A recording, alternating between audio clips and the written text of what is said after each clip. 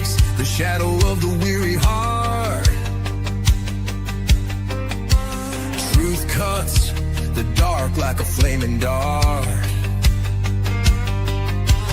Voices rising strong to lift the call. This is the time we give it all. Lynne Scott Haggerman bringing the fire. Words that ignite hearts burning higher. Faith and power, no chains can bind. Step into the light and leave fear behind.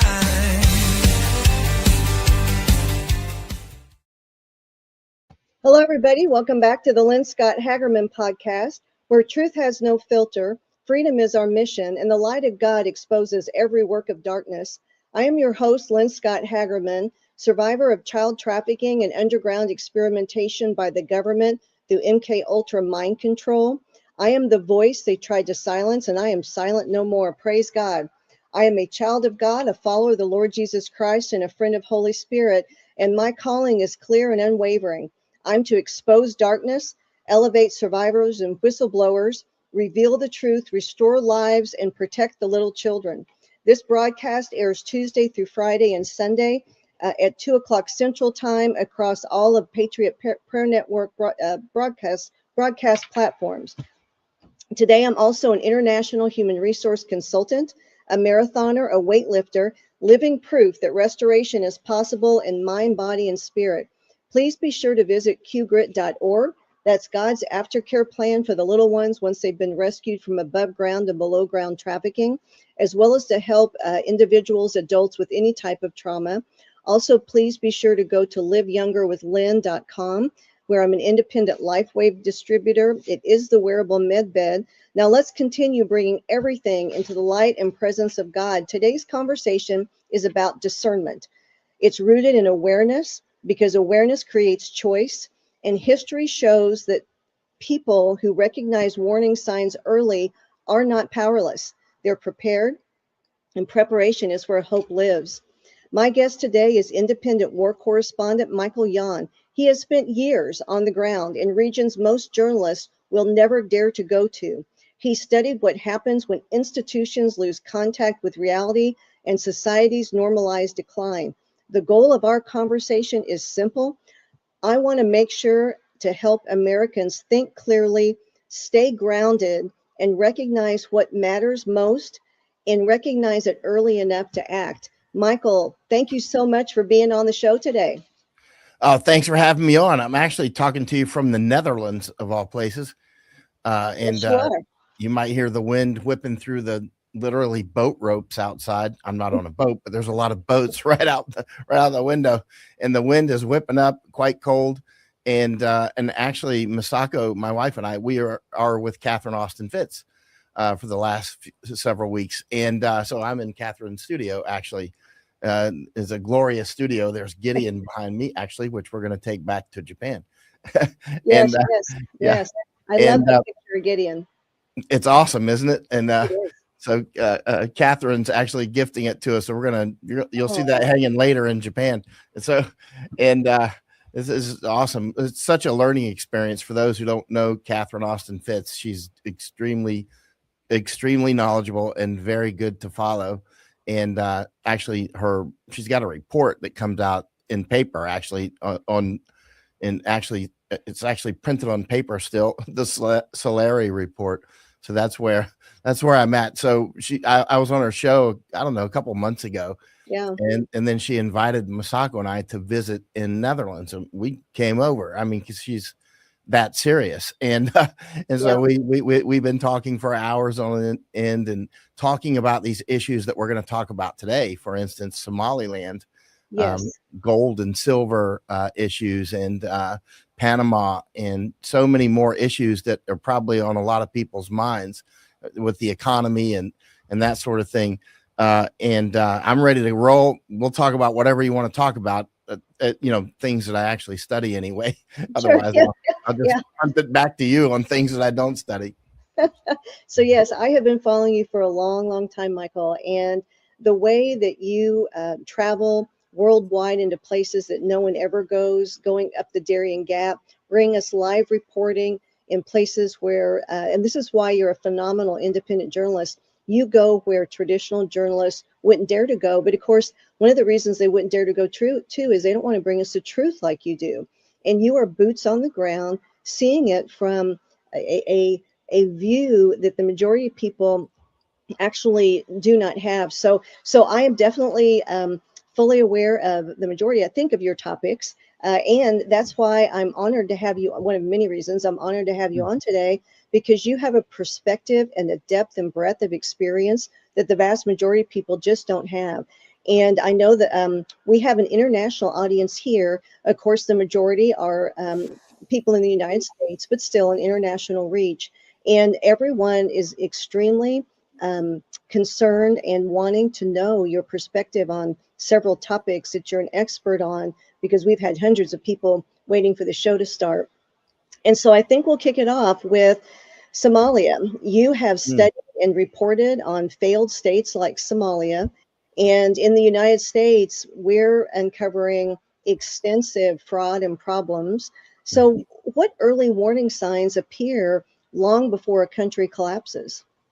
Well, starting with the Somaliland, Somalia, the country, but then yes, I think in the United States, there may be a lot of news right now about Somaliland. Yes. That Netanyahu just recognized as a sovereign state, as a new country, right? And if you want to know why Israel just recognized it, and the United States may follow soon, and maybe UAE and some others, why was that recognized? Well, actually, when you look at wars are about three things: routes, resources, and ideology, right? And right. even the ideology almost always boils down to routes and resources. So I mean, it's really routes and resources, and but ideology as well. Yeah. But ideology deals with human resources, and so why did Netanyahu recognize Somaliland? Well, if you look at it where it is on the map, just look on the Horn of Africa there, as you can see across from the water where the new Somaliland is Yemen with the Houthis, right? And the Houthis have closed down the Suez Canal. And so it's about routes and resources. Somaliland, the struggle to control the main maritime chokeholds in the world is serious. Many wars have been fought over it, and wars continue to be fought over it, and wars will be fought over it. And so now you see what the Suez Canal effectively closed for our traffic anyway, because the Houthis, close it with not much effort, actually. So Somaliland is right there on the battle zone. Also next door, Djibouti, where China has a presence, United States has a presence. I talked with the old ambassador from Japan there, actually. Everybody's involved with Djibouti, because Djibouti also, if you got your maps out, or if you have them in your head like I do, I have a whole atlas in my mind. So sometimes, sometimes when you hear me talk about things, it can get confusing unless you have a map out, unless you have an atlas in your head like I do, because I do travel around a lot, and ever since I was a child, I've always loved maps, so it's really paid off. But if you look at where these countries are, if you want to control the Red Sea, you'll need to. These are ideal places that somebody needs to be to control. If you want to be in control of those, like Suez Canal, and of course Israel wants to build the Ben Gurion Canal. And so there are other issues at hand. And so, but it deals with routes and resources controlling. Now, keep in mind, we're in 2026 now, and we've reached a point in history with the current weaponry, for instance, very low cost drones, that even third tier people not even nation states can close or dramatically affect major chokeholds like Panama Canal, Suez Canal, Strait of Hormuz, or Bosphorus, or Strait of Gibraltar. There are, Malacca, right? There are serious chokeholds that affect global trade, which really third tier people can close. And I say third tier people, I mean, you don't need aircraft carriers. You don't need submarines. You don't need any of that stuff. You don't even need multi-billion-dollar budgets. You just need the ability to put some drones onto cargo ships and set them on fire, right? And then the insurance people aren't going to go through those chokeholds, and you can launch those drones from hundreds of miles away. You can launch them from boats, you can launch them from airplanes, you can launch them from jungles and deserts, from the trunk of a car. These things are quite simple. So you don't need the high-tech satellites and whatnot. You just need a drone that can go over there and set something on fire. We've reached that point, but these chokeholds are just as important now as they've ever been. And keep in mind, the Suez Canal, which opened in 1869, at that point, the British Empire was king of the empires, and people began calling it, actually before it opened, that if the Suez Canal opened, it would be the spinal cord of the British Empire, which it became, right? There were some English people that were warning that if the Suez opened, that Egypt would eventually take it. And they did. Egypt did take it, right? And that it could devastate the British Empire, that was one of the major points that did devastate it. There were others, but at the end of the day, the British Empire is really gone, other than the financial echoes of it. But insofar as the actual, the ability to go to war with China and that sort of thing, that's gone. It's finished. And so that's all about routes and resources, keeping in mind all these empires that have come and gone have been about routes, resources, and ideology. So Somaliland, if you look at where it is on the map, you'll see it instantly tells the story what this is about. It has nothing to do with freeing people, has nothing to do with anything at all. This is what's important. If you want to be able to predict what comes ahead, with better certainty, there's never certainty, but let's say higher probability than the experts and what we're told, we have to deal with paradigms that are usable and predictive, right? So you have to have really good input information that is reasonably pure, and like 24 karat is the best. And you got to get rid of the mud as much as possible. That means watching zero MSN. That means no Fox, no CNN, none of that, right? None. That's right. None. Like, don't even pay attention to it. It's a waste of time. So any minute that you're spending on that, trying to work out if it's the truth or not, you're actually wasting time that you could have been researching something else. But at the end of the day, if your paradigms, if the way you look at the world is accurate, or let's say it's usable, let's say your model of the world is usable. Let's say, gravity. I think if I drop this water bottle top, if I release it, it's going to hit the table. It did, because my paradigm is that gravity is at work, right? If my paradigm includes routes, resources, and ideology, and has actually nothing to do with we're going to save so-and-so people, because it's typically not about that. Sometimes it is, but not often. Usually on the big global scale, it's going to be about routes and resources and ideology. And so if your paradigm is accurate, then in your input information is accurate, then one of the things that you should not feel is surprise, right? You shouldn't be surprised when something happens. Like, you should not be surprised when, for instance, the death jabs are actually turn out to be weapons, which they obviously are. You shouldn't be surprised that our country has been flooded with invaders. You shouldn't be surprised that church burned down, in Amsterdam, in Netherlands, where I'm at now, on New Year's. That you shouldn't. I don't know how it burned down. It's been there since the 1800s. It's a magnificent church, or was. Now it's smoldering rubble. I don't know how it happened. It's pretty, I think we can all take a guess, but that's all it is at this point. But we've seen churches burning down all over the place. We've seen them burning down across Canada, United States, and actually magnificent places across Europe burned to the ground. And so there should be no surprise if we have an idea about what the beast is actually doing and their capabilities and willingness to do it, right? So when it comes to Somaliland, it's about control of that routes and resources. So with the control of the routes and resources and not being surprised, you said several things I wanted to follow up on. One, because I like to give people facts and information of do's and don'ts, so that way they can protect themselves, protect their family, protect their community, look out for their nation, help turn things around, because everything's such a mess right now. So stop watching MSN. or MSM. You're an independent war correspondent, an independent reporter, far from mainstream media. What has happened to mainstream media, Michael? Has it always been like this, and we the people were just asleep? Is it something that's been in the last few decades? I mean, what's going on? Because you can't believe a word they say. Right. Now, keep in mind, I've actually never been a reporter, although there's thousands of articles that say I am. I'm just an analyst. I'm just an analyst. I have been a war correspondent. Yeah. I've written 6 books. 3 of those books are on information war, actually. And those are only in Japanese because they were designed to wake up Japanese about things that the Chinese are doing with their information war. I've been all over China. In fact, I've spent more than 20 years in Asia, all over Asia. Actually, I shouldn't say all over. How many countries are there in Asia?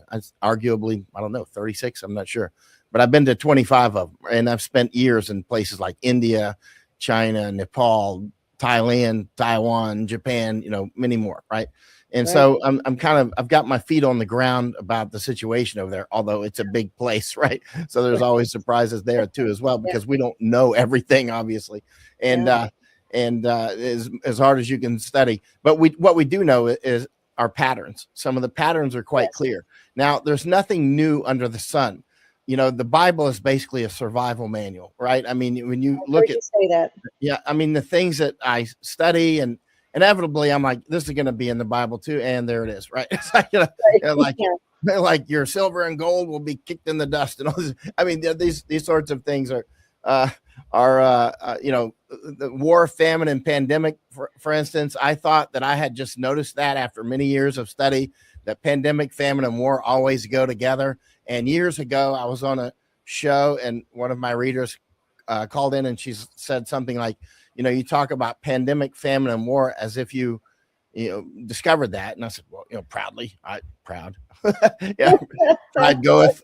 And she said, you talk about that as if you discovered it. And I said, I did. And she's like, it's in the Bible. I'm like, yikes, you're right. It is in the Bible. There you go again. So if you're going to plagiarize, go big. And so I mean, it's just in the back of my mind from years of study, things that you think you came up with, like, I've got this brilliant idea, and then they wrote about it in the Bible 2,000 years ago. It's a huge amount of stuff just is, and especially the patterns on how humans behave. It's all there. And anyway, enough of it's there that you can piece together a huge amount of things that are unfolding. And so now when it comes to speaking of which, silver and gold, things that I've been watching very closely. And by the way, I'm not shilling silver and gold for anybody. Notice I never say, and go buy gold from so-and-so, right? I don't have any links on my sites. I don't do anything. But and even when I mentioned Solari, I don't have any relation with the Solari other than we're sharing information, right? So it's and I read them. That's it. That's it. There's no other relation. But when it comes to silver and gold, I'm studying it not just because it's wise to, old money is the smart money on this, but also because you can pick up signal in there. You can pick up signal about what's going on. The question is, can we understand what we're seeing in that signal? For instance, right now, silver is absolutely radical. It's always been gold's insane little sibling, but because but there's a lot of signal in there. Silver has been China's gold actually for I don't know how long since recorded history, and China has always been deeply involved in gold, and it is now, right? I mean, I'm sorry, gold too, but also silver specifically, and actually in Japanese and in Korean and in Mandarin, bank is silver house. I mean, they call it silver house. That's what it actually is in their languages, right? It's not gold house, it's silver house, right? So I mean, it's deeply ingrained in the cultures, but actually the Japanese, it's been brainwashed out of their culture since World War II to get Japanese to save in fiat, just the same as we've been brainwashed. When I was a child, my father taught me how to balance a savings account. Like we went to the bank, opened a savings account. I don't know, I was probably 10 or something. And he was showing me how to balance it. I remember doing it. and I had that savings book for years. It's possible I might still have it, but he, taught me how to write the interest down. You got, 18 cents in interest or something. I don't know. Yeah. And he was teaching me the virtues of saving. Now, what I didn't realize until much later is that of course he had been taught to save in fiat, but that was actually a trap to save in fiat, because, they're inflating they're printing billions of dollars. There was just another announcement to inject more liquidity into the system, right? Basically. And so the billions of dollars. So you're going to see the prices, Cantillon effect won't last long.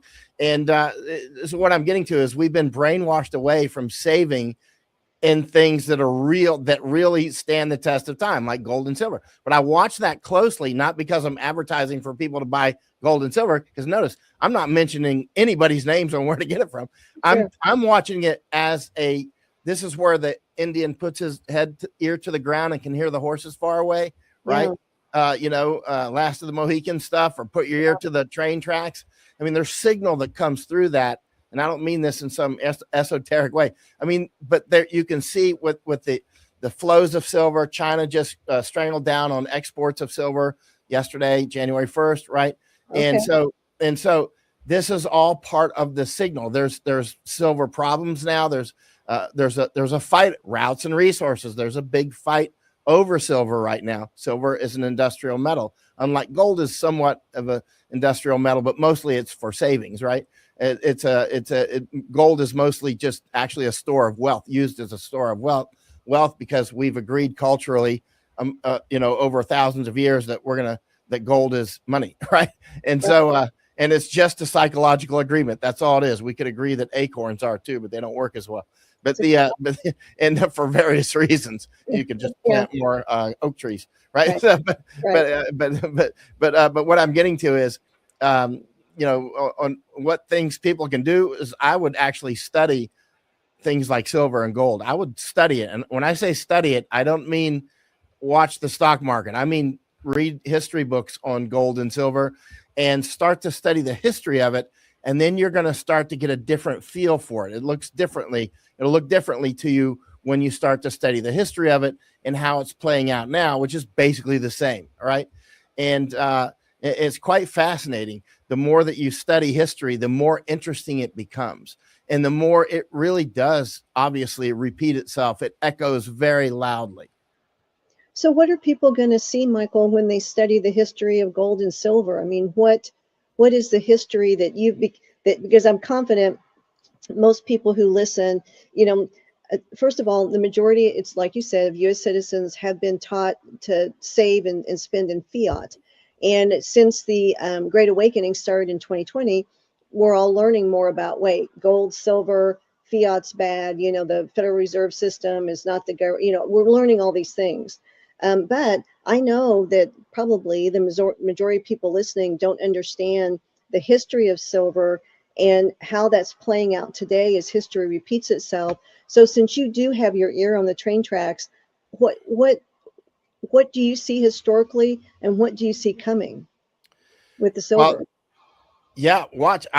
I'm guessing that the silver prices are going to go up for various reasons. Some of it's quite obvious. For instance, in the U.S., they're just printing money by the tens of billions of dollars. So that's that raises the prices of all boats, right? And so, but also you can see that the global system is splitting at a minimum in half, or let's say in two parts. Let's say, I don't know if it'll be two halves, but for instance, you can see the Shanghai silver prices are very different than what you see at the COMEX, right? It's very, very different. There's clearly, and of course, physicals and physical. I don't even talk about futures and all that. Leave that to the traders. I'm not traitors, but traders, right? Yeah. And I'm watching physical, because physical is where the action is, where the real signal's at. There's signal in futures too, but I'm more watching physical. Yeah. And you can see that physical silver obviously is very important in things like these AI centers. It's very important in computer systems and that we're on right now. Very important in all sorts of things. these AI centers, of course, and solar panels. It goes on and on and on and on. And and China needs that silver, and so do we, right? We all want it, we all need it, but the U.S. side has suppressed silver prices for generations now, and that suppression is built up like a volcano, and they are losing control over it. Possibly have actually just completely lost control over it. Actually, as the system clearly splits in at least two parts, they will have lost control, because arbitrage will take up. We'll find a way through. I mean, money will find, whether that be in the form of silver or gold, it will find its way to a happier house, right? Speaking of which, if I wish we had like 8 hours, because there's so many things I would love to talk about. But the place that I'm sitting at now, Netherlands, this used to be one of the richest places on earth. Amsterdam was the richest city on earth. I'm not in Amsterdam. Yeah, I'm not in Amsterdam now, but that's where that church burned yesterday. Yeah. But I'm in a place called Stavoren, which is an old port, actually. It's a very old medieval port, actually. But in any case, Amsterdam used to be the richest city on earth. Why? Because of global trade, right? And the guilder was the first global currency, actually, right? And so the Dutch guilder, it was the first global, you might say, reserve currency. But how did Netherlands finally? Actually, let's rewind the tapes a little bit, and then we'll get to silver. In 1415, the Portuguese sailed out of Portugal, and they attacked a place called Ceuta, and that's in present day Morocco. I've been there, right? And Ceuta is still part of the EU, even though it's in Africa. Ceuta is a city, and so the Portuguese attacked there in 1415 after they had busted a lot of the Spaniards and the Portuguese had busted a lot of the Muslims out of the Iberian Peninsula. Anyway, so they were free to expand themselves. Boom. So you might arguably say that was the beginning of the globalism that we see today. Arguably. I mean, you could set the beginning anywhere you want, but let's say for argument's sake, that's where it started to go big time maritime, right? Like long distance. So the Portuguese at that point, for instance, with Prince Henry the Navigator and whatnot, they started learning how to navigate better, make better maps, better ships, that sort of thing. And the Portuguese had the run of the mill. They were the first big global maritime gangsters, you might say, because they were going for the gold and silver, right? Especially gold at that time. And so so they had a run of the mill there until Columbus set sail in 1492. We all know that's when he set over the ocean blue from Spain. Right. And the next thing you know, discovered the Americas, discovered Panama in 1502-ish for Panama. And, because he did several missions. But that was when the Pope got involved. Pope Alexander, the sixth Pope, he got involved with, he's like, the Portuguese and the Spaniards, they are neighbors on the Iberian Peninsula, and they're both Catholic, and they're going to end up fighting each other. Now, the next level of the globalist was obviously the Vatican. And so the Vatican didn't want the Spaniards and the Portuguese fighting each other. So they made a treaty. And this treaty in 1494 split the world in two, right? And that's why today Brazil speaks Portuguese, because Brazil was on the Portuguese side, right?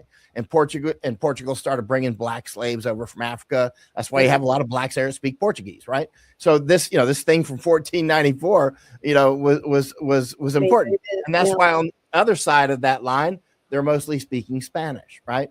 And so then about 30 years later, as more of the world became discovered as the Spanish and the Portuguese, at this point, they more or less were doing the big time globalism themselves.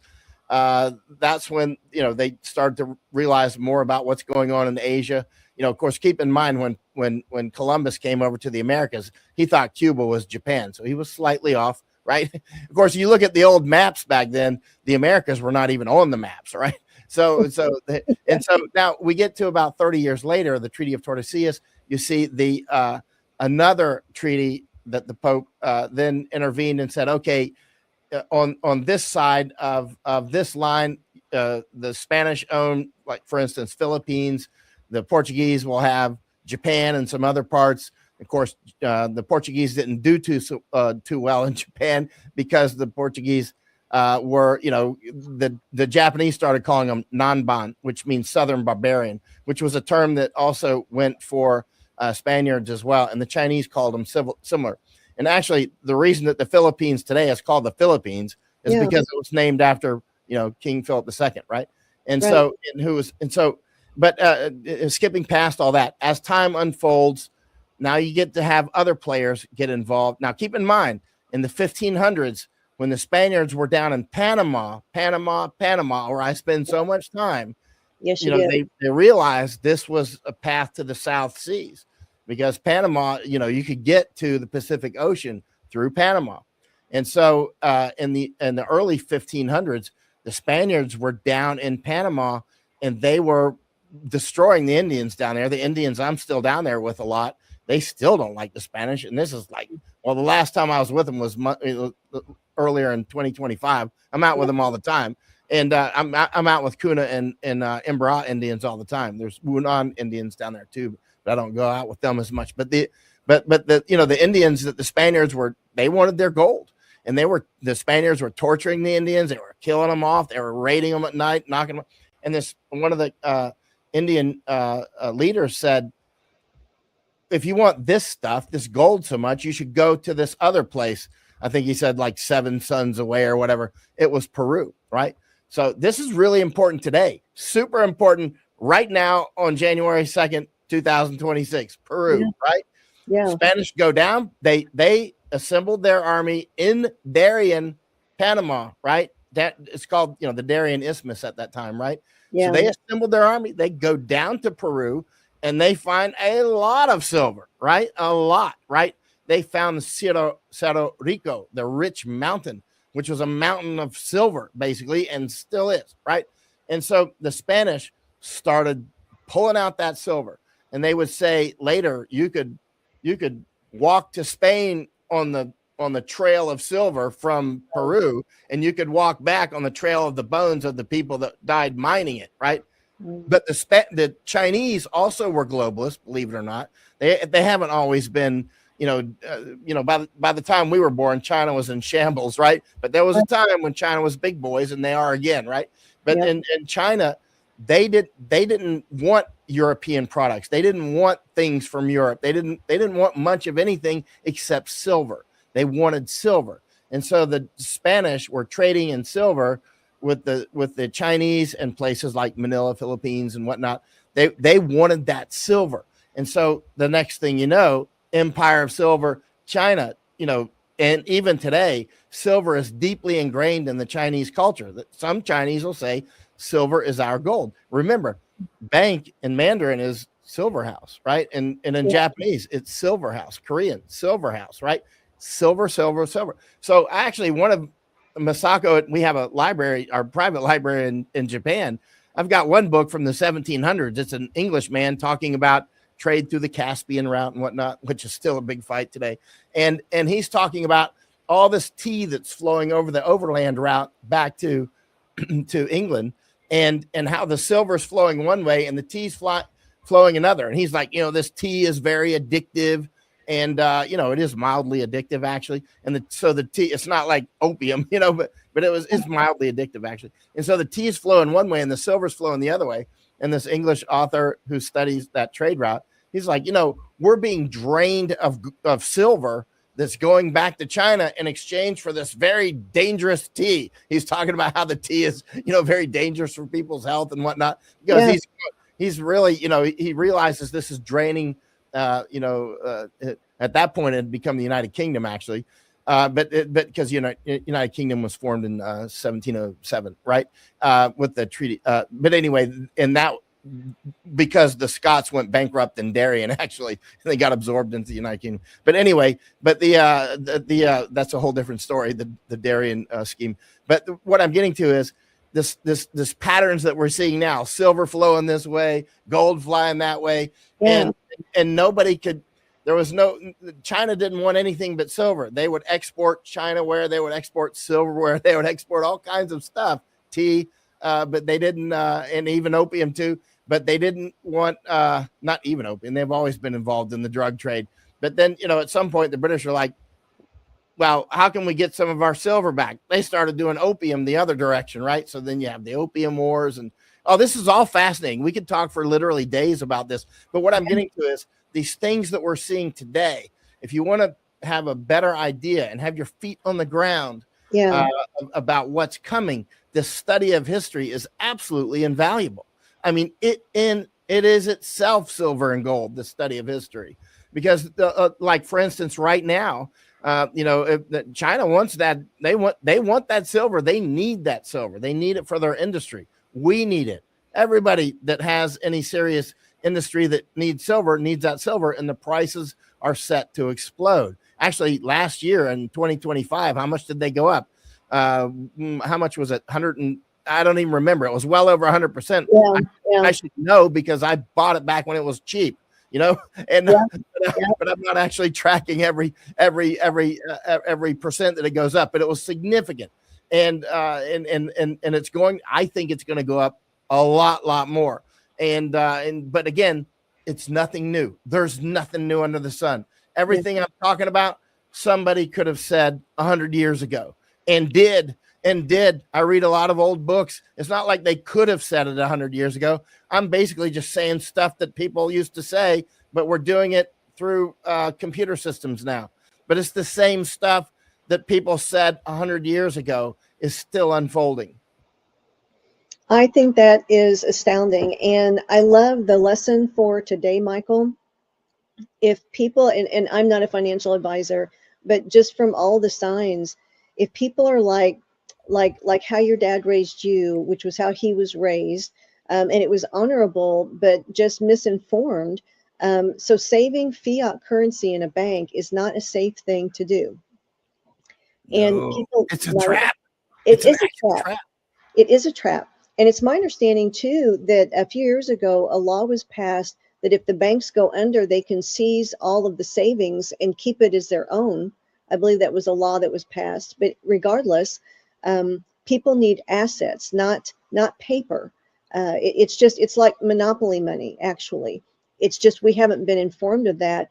Whereas actual assets, silver and gold, are something that people can actually save and earn phenomenal money on moving forward. And I don't represent a silver or gold company either. I've just been watching things that happen, and now you're supporting that major.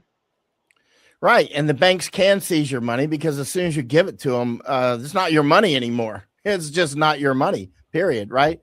And, right. And what's really interesting is it's not even money.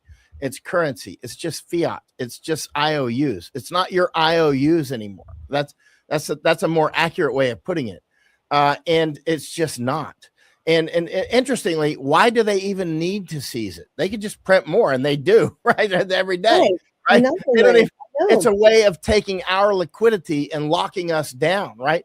In other words, taking our liquidity out of our hands. But they can just print. They don't need to charge income taxes to Americans. Why do you need to do that when you can just print more money, right?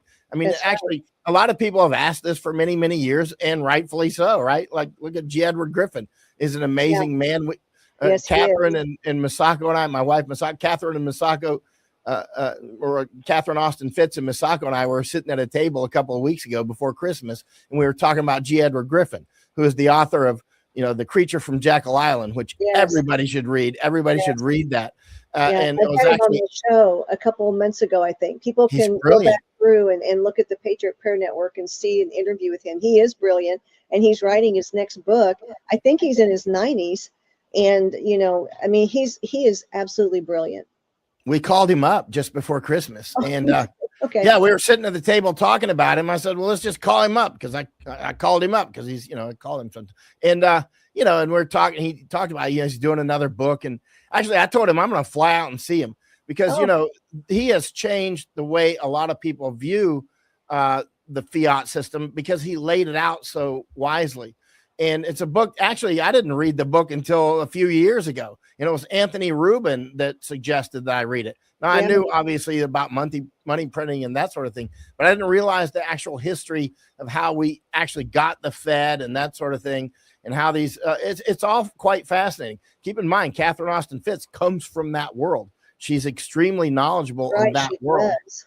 and the reason she asked Masako and I to come over is because to Netherlands, we were in Japan, is because we studied another part of it, and she wants to know about that part, and we want to know more about the parts, because this is a collective. It takes years of study, so it's really important to develop your human networks. Really, it's super important, because I can't spend all of my life studying monetary policy and war. So I've spent a lot of time studying monetary policy and the fiscal policy, and I've spent a lot of time doing it, but I'm never going to be an expert. I need to have enough knowledge that I can incorporate that into my larger schema of how things work, right? So that I can be, if your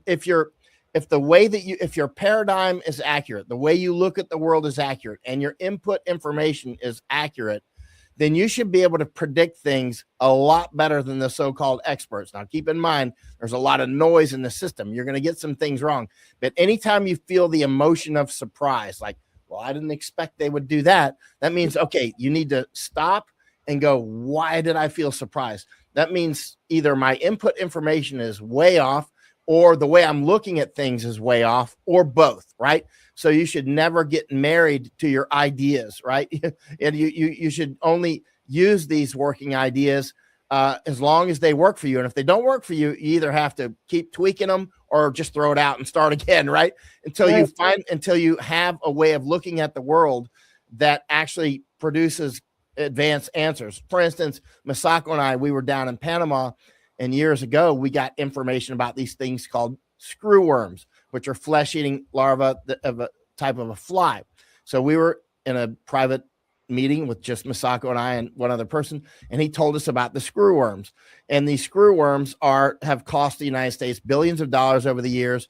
And the screwworms, there was a big screwworm program to eradicate those out of the United States several generations ago, and it worked. And so billions of male screwworm flies were irradiated because the females only mate once in their life. And if they don't produce offspring, from that one mating moment, then they never produce offspring, and the replication number goes below 1, the population collapses. So billions of these irradiated male flies were released in key places. They were pushed down out of Texas, out of parts of America, through Texas, down through Mexico, down through Guatemala, Belize, all that, all the way down. And the front line is the Darien Gap. So the United States has a program down there that still irradiates billions of flies and releases them by aircraft and pickup trucks and everything else in key places. Now, as soon as Masako and I heard about the screwworms, which we were unaware of until about, 4 years ago or so, but we were in this meeting, and he talked about the screwworms, and I said, oh, we need to reach out to that facility, because in our paradigm, those screwworms will end up back in the United States intentionally, right? So we immediately reached out to the people, the U.S. Organization down there that releases the screwworms, and by their responses on email and whatnot, I'm like, they're going to be part of it. They're coming back to the United States. I published it immediately, and I published it saying, I'm publishing it based on my many years of being accurate on things like this. Here's their response. They won't let us tour the facility. Now, I told some others, they're like, no, you don't understand how the government stuff works. I'm like, oh, actually I do, right? Because I deal with governments all over the world all the time, right? And when you get a response like that, that's a cover-up, right? And I'm like, I know what cover-up looks like. That's a cover-up. So I started publishing it, and I published it over and over and over. And I told millions of people on many interviews, we're going to probably end up with screwworms back in America. And now we do, right? They're back, right? And how did we know that? Because our paradigm is accurate. But we picked that up on one little piece of information about the screwworm program down there, reached out to them, their response, I'm like, that's it. It's game on. They're going to use this. We predicted Nord Stream. We predicted Nord Stream would be cut well in advance. Masako and I were in Germany at BASF plant in Ludwigshafen, Germany, 14 days before Nord Stream got blown up. We were there asking what's going to happen to BASF if something happens to Nord Stream. I was publishing this. This isn't, Monday Morning Football and telling you what happened post facto. Oh, no. We were saying it many, many times in front of millions of people, saying we think Nord Stream And we think Groningen gas field, which was then closed as well, which is the biggest gas field in Europe, which is not far from us. We predicted these things because our paradigm is very working. It's a working paradigm. It's actually it's producing serious results if your input information is sufficiently 24 karat and getting rid of the mud, which means not paying attention to any MSM. We don't have time for it. It's a waste of time. It's a distraction. It keeps you out of where the gold is, actually, because if you're trying to sort out between, okay, that's a lie, that's not a lie, you're not where the gold is. The gold is where that stuff happens. That's why we go to all these places. When I say gold, I mean golden information, right? Right. So when we go to these places like Taiwan, when we go to places like Thailand, when we go to these different Panama, we spent about a year in Panama since Biden was installed. Yeah. You know, we predict this Chinese memorial that just got torn down, right? Yes. You know who did that? That was our team, right? We didn't physically do it, but we took down there our Burning Edge team with Masako, my wife, and Vandersteel.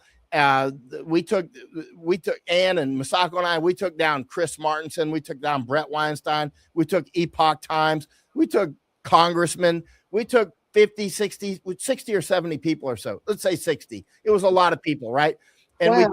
we put it on the map, right? We put it on the map and we kept prodding certain people in Panama. Look, this thing's got to go, right? And they just tore it down. And now the Chinese are very upset. The foreign minister is issuing statements. The president of Panama is involved. We didn't predict that in advance. We kind of, we did more than that. And likewise with Colony Ridge in Texas, that was our Burning Edge team that put that on the map. We picked up that information from actually Todd Bensman. I picked it up because I know Todd, and he talked about Colony Ridge in the back of his book, one of his books he works with Tom Homan now. And Todd Bensman is quite knowledgeable on the border.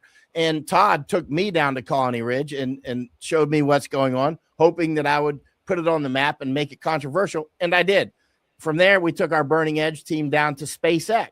And we spent a lot of time at SpaceX in Texas because it's right on the Mexican border. And we were focusing how aliens were coming across from Mexico onto SpaceX property while aliens are preparing to go to Mars from the same property, right? So then you saw Elon Musk get involved in the border stuff, right? We never even asked to talk with anybody at SpaceX. We never messaged Elon Musk, never asked to talk with him. We just did the Chinese water drip torture, and then we moved to the next. This works the way that, we see what's going on. We're not just reporting. I'm not a reporter. We do stuff, right? I mean, we affect things. We affect big things, many of which will never see the light of the day, but some do, like the Chinese memorial down in Panama. Hey, that was Burning Edge, and straight up, the reason that the Darien Gap flows got closed, that was our team, Burning Edge. We developed the platform that Molino, the current president of Panama, would end up running for president on, right? We never talked with him. We never said, here's the policy. We just did certain things. I've been doing this for years. You can affect things if you do things, if you study hard, really study hard, and you know what you're talking about so that the big boys listen to you, right? Right. It's amazing what you can do. And especially if your target audience is just one person, but that person is key. It looks like your target audience is millions, but often it's just one person. Often it's just one person or some small team, but we're putting it out to the public. Here it is to the public, but it's very targeted, and we make sure that person sees it.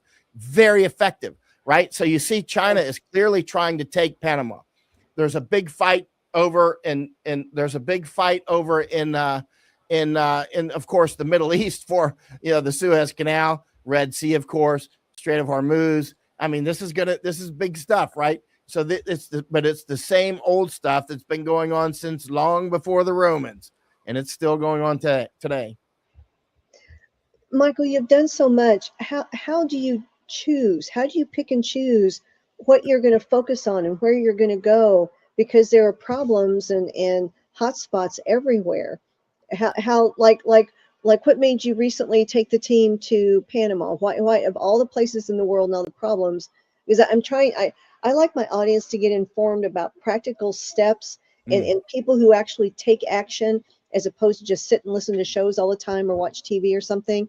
Because the people who listen to me, they want action steps, they want plans. So how did you pick where, and we'll take Panama. How did you pick to go there and start influencing? How does this work? Your best advisor, everybody watching this, your best advisor is going to be a well-informed, well-rested, no intoxicants, lots of sunshine, intuition. Your intuition is going to be your best advisor. My best advisor is my intuition. It's years of study, years of going into wars in Iraq, Afghanistan, and Nepal, and Philippines, all these different places, right? So many things I've seen, physically seen, key places, key people, reading tons and tons of books. I read an amazing amount of books and stuff, right? But making sure that the stuff that you read, you don't waste time. You don't waste time on if you're going to be a professional athlete, obviously you're not going to be eating Doritos all day. You're going to have to do professional athlete stuff. Likewise, when it comes to predictions, you need to stick to a diet of serious research, right? You have to go play. You have to physically go. You have to combine. If you want to do it at a high level, a very high level, you need to study history as much as you can, and then go places. Actually, it's good to read books before you go, while you're there, and after you leave, right? And over time, you start to see a different way of looking at things. I tell young people all the time, to travel to at least 5 countries, go to at least 5 other countries, and when you go home, you're going to look at your country. And I don't mean go for some package tour in Acapulco or something, right? I mean really go. And I don't mean go for a week. I mean go, right? Like go for a couple of years. Like go walk to Mount Everest, go things like, you don't have to go to the top, just go to base camp. I did that a couple of times, just go walk around. You'll learn a lot by just walking, by the way. And that's important. No intoxicants whatsoever, right? That includes alcohol, that includes none, right? And certainly none of these drugs are washing over the streets. When you go, everybody watching this, when you go for long walks and you get good sleep and you just walk alone, no earphones, no music, don't have time for that, right? I mean, good music's great. Sometimes, obviously, it's a medicine if it's good music, but go for a walk and just be quiet, right? And you're going to start to assemble things that are already in your mind, because you're a lot smarter than you think you are. There's a lot of unpacked boxes in your mind, and you have a lot of things that you've learned, but you don't have time to put them together because you're busy with stuff. You know what I mean? There's always stuff going on in all of our lives, right? The roof's leaking. You know what I mean? There's all kinds of stuff, and you have to. So, but if you go for these long walks, and you can do it every day, just even 30 minutes or an hour, just go for thinking. Don't listen to anything. Just go, and not on busy streets. Go where it's quiet. You can't be dodging cars and potholes and waiting for the light to change and all this stuff, because then your mind is in a different mode. You have to be on the lookout for stuff. But if you go out to quiet places and walk, you're going to start to see the world very differently. You make that just part of your normal habits, right? And you'll start to assemble knowledge that's already in your head, and start and listen to your intuition. If your intuition is wrong, you say, hey, knock, knock, something was wrong with my intuition. I need to keep informing it. You have to feed your intuition with knowledge and experience. And actually, so ways to learn. Reading is very good, but using your greatest discernment on what you read. And we don't have time to waste time. And another is going places and doing things, right?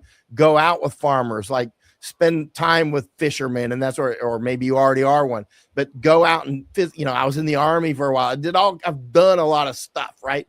So doing things is extremely helpful. And then once you've done that for a while, where you learn a lot is weirdly by teaching. So when you start to actually reach a level where you're like, I can teach some of this stuff. I've reached the level that I'm, I actually have a lot more knowledge on this particular topic than most people, and they might find benefit. When you start to teach it, then you start to realize, because the people that you're teaching will start to find holes in your knowledge, right? And you'll find holes in your knowledge, and then you start to plug those. Every teacher that's taught for a long time will tell you, you learn a lot by teaching, because your students will certainly help you out, Sure. they're going to find the holes in your knowledge that you never knew were there. Right. Yeah. So these different components, and you do this over the years, and, before you know it, your predictions will be a lot more accurate than the average Joe, and certainly all that trash that we see on MSM. You'll start to see. But remember, your greatest advisor is going to be your intuition. When you go, hey, I don't know anything about medicine because I'm not a doctor, but do I trust that guy in the white coat? Because my intuition can read people quite well, right? I mean, that's one of the ways. That's how a lot of my predictions are based on going through. Like, let's say I'm in a different field. I don't know anything about this field. So I've got to read the people that are in the field and go, who should I listen to? I mean, okay, I don't trust that guy because this, that, or the other. And okay, this guy, this woman, she seems, her thinking processes look good. I mean, the first thing I'm auditing is, are their thinking processes clear? Do they have a logical thinking process? Or are they just making stuff up out of thin air and they don't have a good, let's say, thinking hygiene? Then if they don't have good thinking processes, then nothing you put into the machines are going to come out accurate. It doesn't matter how good the information is. It's going to come out mud, right? So I'm looking for thinking processes that are sensible, like, first principles. What do you know that you know, right? I don't actually know how gravity works, but I know in my experience, if I drop this, it'll fall. Okay. I'll call that a first principle. There's something that's working that makes that fall, right? So, that's a first principle, right? But or at least for working idea, for working problems anyway, it's a first principle. But what I'm getting to is your ability to read people is important. It's a very important skill because you have to be able, because most of the topics we don't know much about. There's an effect called the Gell-Mann effect from this physicist, right? And he noticed that when he would be reading a newspaper and read something about physics, and it would always be off, right? He's like, and they're off again. Then he turns to the next page and he's reading about foreign affairs or whatever, and he just takes it at face value, like, wow, that thing going off in Somaliland or whatever. Yeah. Well, then you're not adhering to first principles anymore. You've just audited the newspaper and realized on page 1 the physics part was wrong. You turn the page though, and you automatically start to, because you don't know anything about Somaliland, you're like, well, this must be true. You know what I mean? But in reality, so as a matter of thinking hygiene, you have to go, well, when this newspaper is wrong, I can't trust the rest of the news. I'm out. I need to find other sources, right? Or at least I have to be very cautious with this source. And so, you're grading your sources, right? In the intelligence world, the people that know that sort of stuff, how you grade sources, A1 to F6 and all that stuff, right? And so what I'm getting to is your ability to read people and do it, and with a good degree of accuracy is a basic survival skill. So, and you can always get better at that, right? And, so you have to listen to your intuition when it comes to people, right? So that's what, when I enter into a new world, I'm reading the people more than I'm reading. Of course, I'm reading books and that sort of thing, but I'm reading the people that have been in that space for many years. And I'm trying to figure out who I should listen to, whose intuition should I be listening to? Because, like, for instance, in the silver world, I'm watching silver very closely because you're clearly picking up signals about, when you see silver going wild, it's often an indicator something big's about to happen, right? And silver's going wild right now. Yeah. And so I'm listening to people that are in the silver space and have been in that space for most of their life, and I'm trying to sort out who I should listen to, and so that I can, more predict and incorporate that into my paradigm. That's wonderful advice. I love everything that you say. It gives people actionable steps that they can take to do things with their own boots on the ground in their own areas and impact things that are important to them. And I do believe people should be prepared and not surprised. And so I want to pivot to the Darien Gap. You have done extensive work in the Darien Gap over the years, spent a lot of time there. And so I would love to know directly from you about the border invasion that came through the Darien Gap, and how did we get to where we are today with this invasion in the United States of, I get back to people from Somalia. We're finding all this corruption in several states, just as one nation, for example. But walk us through what made you go to the Darien Gap? What were your thought processes? Did your intuition guide you there? What you started finding out and how it got us to where we are today? Well, Masako and I, we were in Washington during when Biden was inaugurated and all that stuff. And we went immediately down to the El Paso in Texas, realizing that we thought that if our paradigm was accurate and the input information was accurate, input information included Biden was now president. So there's a pretty big input there that everybody can see.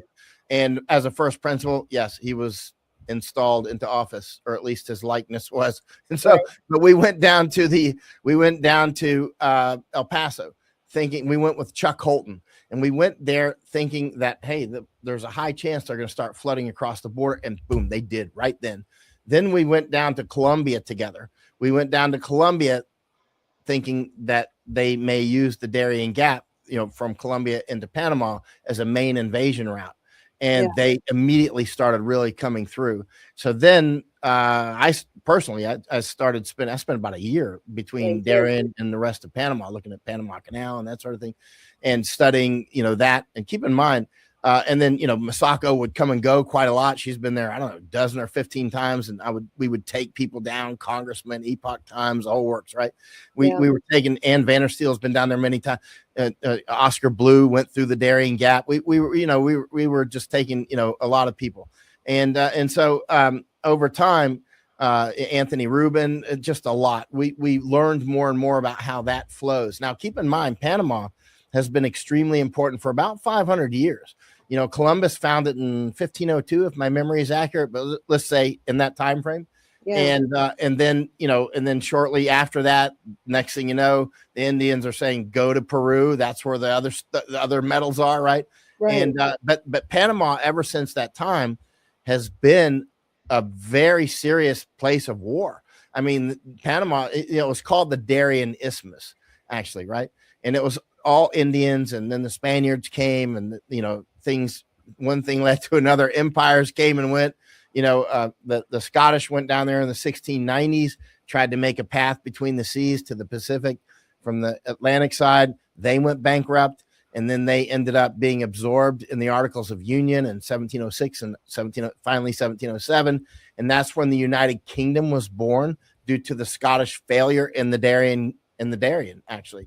And so then the French, of course, came, and for centuries, people thought we could make a canal or a railway or whatever. Finally, a railway was made. It became the most profitable railway in the world for a while, actually.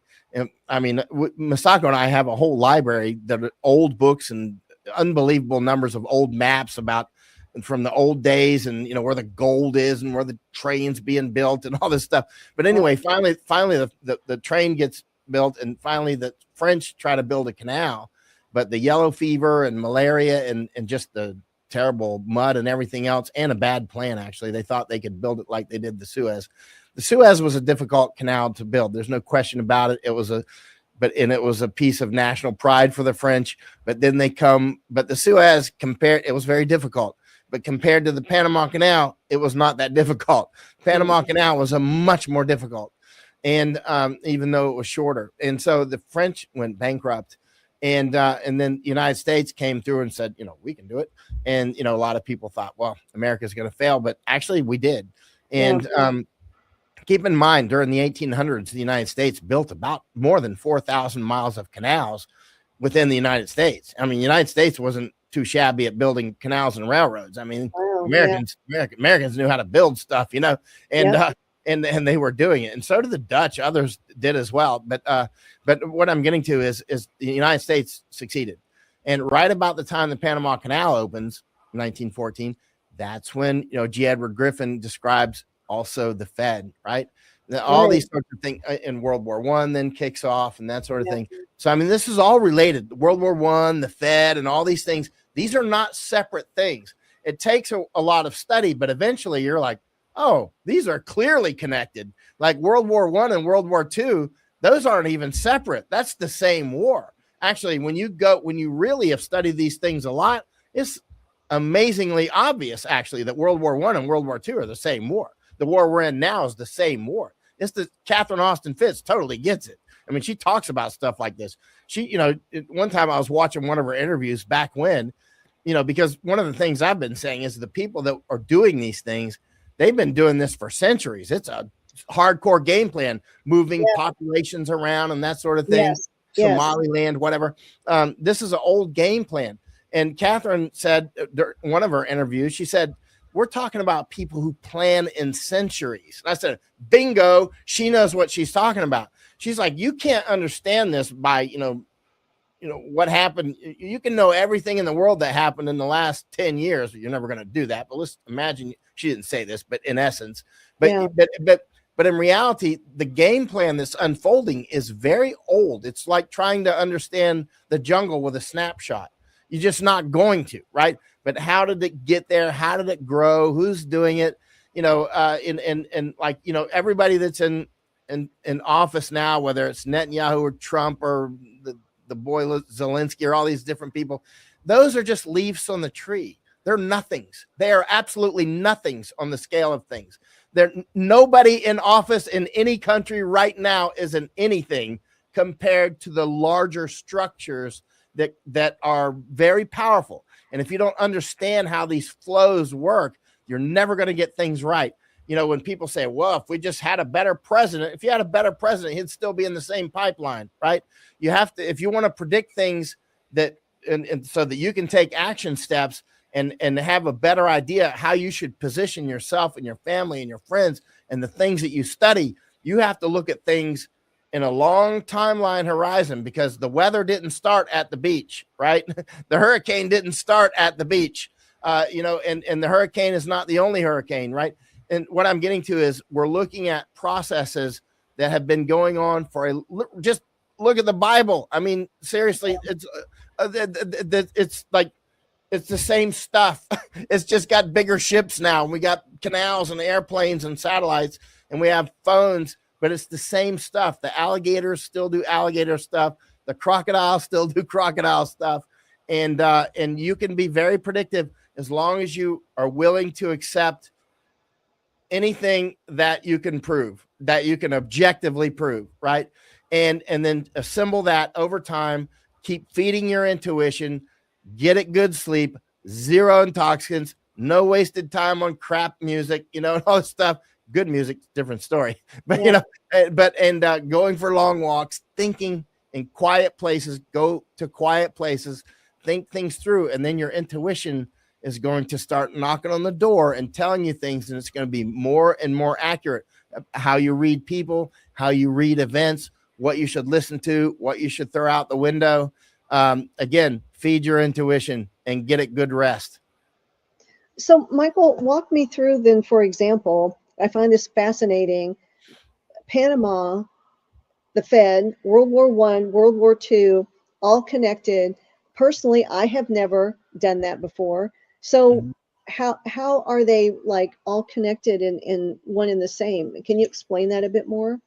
Right. It's routes and resources and ideology, right? And if you look at the main flows that are going on, they're still the main flows, right? For instance, there will be fight, when people are like, well, how did you know that Panama was going to be, blow up like this? I'm like, because, this is where floods happen. There was a flood here before. There's the high water mark. There shall be a flood again. And this is a major route through the world. Panama is a major route. There is no chance on earth that Panama lives in peace and harmony and nobody fights for it. It's just not going to happen with Suez Canal. It's not going to happen with Bab el-Mandeb or Strait of Hormuz or Strait of Gibraltar. None of these places, right? It's not going to happen because people fight over routes and resources. They just do. And so the more that you understand about these things and how these processes work and where the routes and resources are and the ideologies that conflict and fight with each other, and keep in mind the ideologies when you when you boil everything off and you look at what is underneath, it's mostly what's left is routes and resources. And one of those resources is human resources. King Philip II from Spain, what was he trying to do fighting the Protestants here and where I'm at now? I mean, Spain was attacking all over the world because the King Philip II wanted everybody to be Catholic, because he wanted them to be, remember, the sixth Pope, Alexander, he did that treaty between Portugal and Spain in 1494 to keep the Spanish and the Portuguese from fighting each other, because he wanted the world to be Catholic, right? And so, when later on, much later on, when the Protestants started to split off, now you got this huge war between Protestants. You go up to Belfast today in Ireland, and there's a huge wall separating white people, Irish people from white people, Irish people, because one is Protestant and the other is Catholic. I mean, that's Sunni and Shia stuff. That's routes and that's about resources, the human resources that, the Protestants split off. That would be my group and split off. And, my family ended up being shipwrecked in Bermuda in 1609. They were with the Virginia Company on the way to Jamestown, right? They got shipwrecked. They were shipwrecked there for 10 months in a ship called the Sea Venture. There's a lot of books about it. And, Shakespeare ended up doing a play called The Tempest, and it's about that mission actually. And that was all about routes and resources, right? And many types of resources. And keep in mind, the resources that people are going for are different on different levels. Like for instance, many of the people that went to the Americas, say to North America, they were actually going because they could get protein. They could hunt in the forest. They could get all the deer they wanted. They could hunt bears and eat them, right? Back in in Europe, I mean, hunting in England, you get death sentence for doing things like that. So a lot of people, so on that level, the resource was, I can eat, and on another level though, it was about, globalism, right? So globalism is nothing new. We talk about globalism as if it started yesterday. There's nothing, look in the Bible. I mean, there's zero new about globalism. But so when I'm talking about context and you look at these wars, the bankers' wars you hear about, you'll hear all wars are about banking. Not really, but those are a huge component, absolutely massive component. And you'll hear people say all the wars are about oil. No, they're not. There was huge wars before oil. Oil is just another resource people fight. They used to fight over whale oil, right? They used to fight over tobacco. They used to fight over all kinds of things. It's routes and resources. What is that resource? Well, whatever the biggest resource is in the world where there's a huge arbitrage, there's going to be a war, right? So whatever, put, R in your equation, resources, and there's a lot of R's in there, right? People are going to fight over those resources if they're valuable enough and if they're in short supply, right? And then they're going to fight over the routes to get them from here to there, right? And so routes, resources, and ideology. So the more that you recognize those are your main factors right there, that's it. Like Somaliland, when people bring up Somaliland and they ask me, and I'm like, what's going to be routes and resources? Look up where Somaliland is. Boom, right there. Exactly the place you would want to control, right there, right? And Panama Canal, again, people are saying, how did you know Panama was going to act up? I'm like, how did I know this bottle cap was going to fall? So, it's like, it's not huge intelligence. It's not brilliance at all. It's literally because that's how it works. It's that simple. That's just how it works, Yeah. That's astounding. So moving populations, you talked about how, Catherine, you've been talking about, they planned all of this for centuries, and the moving populations, that is a concern with so many people right now worldwide, are these moving populations. You're in the Darien Gap watching populations move into the United States that are still here for the most part. So talk to me about this. What is going on with this moving populations? What is the game plan? What are we watching unfold? And most importantly, how can we stop it and turn it around? Because this is not good. There are people in, for example, the United States right now who do not remotely belong here. I was just reading on one of my social media sites that some town in, I think it was Minnesota, it could be Michigan. Anyway, the town council passed that Muslims could now sacrifice animals in their homes. Michael, this is the United States of America. We have shelters for animals. We don't sacrifice them. and things are going wrong quickly. Some fish don't mix well in the same aquarium. Demographic replanting is old game plan. This has been going on, again, biblical, but you go like the Romans. The Romans were very good at it, right? Again, for a lot of people, this is a new idea that the big players move demographies around. But look at my family. They came over with the Easons. They got shipwrecked on Bermuda, right? That was part of it, right? They were, or the Scots, like my culture is Scots-Irish, right? The Scots-Irish were formed when the English were using the Irish or using the Scots to fight the Irish. And then the Scots intermarried with Irish and they became this other thing, the Scots-Irish. So the Scots-Irish were actually born of that. And then the Scots-Irish were used later to go over to the Americans and fight Cherokee and all this. Then they married into the Cherokee. I mean, so I mean, this is an old game plan. I've got a book that I haven't read yet back in our library in Japan. And I found it, I don't know, some months ago, and I ordered it, and it came in right before we left. But but it's about how Bulgaria and Greece and Turkey were swapping parts of their populations. And it goes and it describes the legal mechanisms, the information war mechanisms. Like basically, you take these people, we'll take those people. They were actually swapping populations, right? Yeah, you take the goats, I'll take the chickens. You know, it's like they're moving them around. You got to keep in mind the big players look at this very, very differently than we do. Like for instance, yesterday, Misako and I did several hours of briefing and just a private briefing with us and a Dutchman. And we found, and he showed us 2 villages, one in Netherlands and one in Belgium, that are about to be uprooted. They're going to be uprooted to build port facilities, right? And so they're going; those villages will cease to exist, right? Now, and they'll be just erased off the maps. You know, this stuff is normal. Moving people around because there's gold underneath them, or oil, or pipeline needs to go through, or you just want the entire area, you know, because, wipe out the Apaches because there's stuff there, right? Or we want to build railroads across America. It's not just Americans. This stuff has happened long before the first current Americans ever stepped foot in America.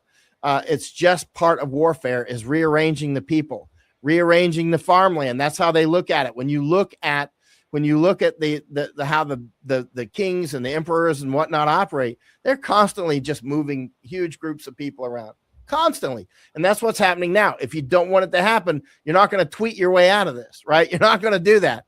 You're going to have to actually stop it, man up and stop it. If you don't, your churches will be burned down and you'll be killed, right? It's that simple. You'll either be run off the land because they just keep flooding more people in. Remember, that's one of the main ways that we got America from the Indians was fire water, and just ships kept coming, and we were having a lot of babies, right? And then there was the rifles and the muskets and all that stuff, railroads. I mean, it was a long process. It took centuries, right? It took centuries. Actually, it's still ongoing, right? Like down in Panama and Guatemala, a lot of the places down in those are still indigenous people. Like you go to Guatemala and it's about half indigenous, right? I mean, it still is, but you see, we're building a huge embassy there in Guatemala City, right? It's amazing. And so you can see these processes are still underway all over the world, and they never end. There's no end in sight. But if you don't want it to happen to you, that's where you stand up. And if you don't stand up, you're just going to be moved around like the chickens and the hogs, right? That's the way this goes.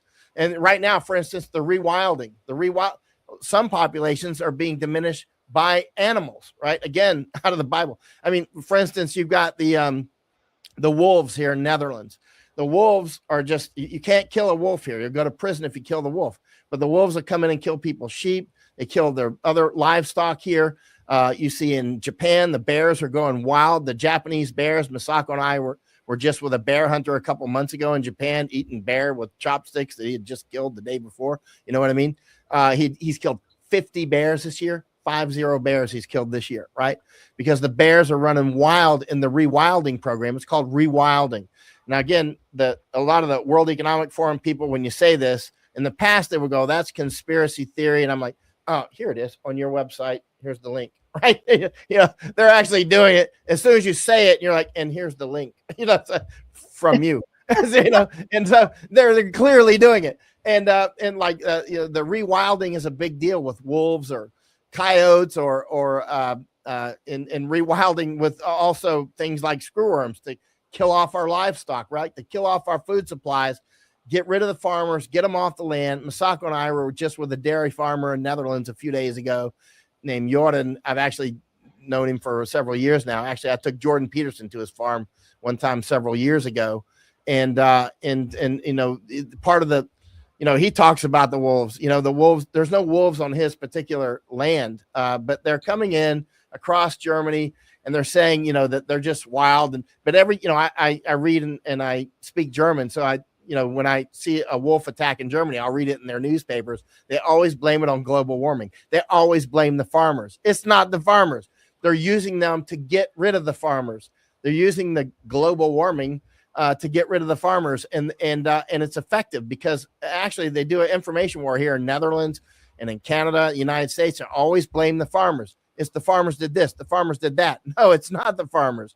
The farmers are one of the people they're trying to destroy, and the fishermen. You know, they're very effective. They want the food supply, you know, and this is an old game as well. Controlling the food supply is an old game. People will look back, you know, to something 30 or 40 years ago and say, see, he said it right here, as if it was new at that time. No, this goes back way back. I don't know where it begins. You can't seem to find the beginning of it, right? The controlling of the food supply has been one of the key elements of, you know, for instance, you know, going back to one of the census called the pipe rolls, which people that study old English history know about the census of the pipe rolls in the 1100s, right? And, you know, when the king was doing the census, and anytime somebody's counting you up in details, they're planning to control you, right? It has nothing to do with,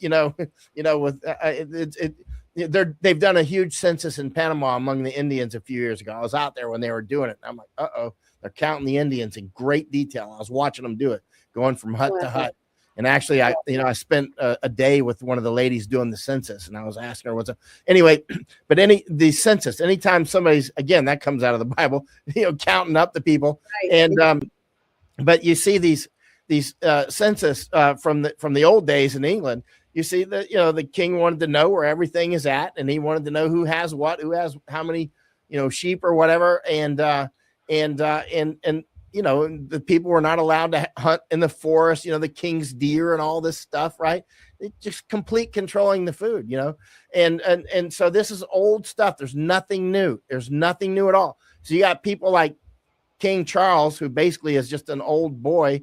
He's a boy in a man's costume, you know, giving a knighthood the other day to this, I don't know if you saw it, but I put it on my X.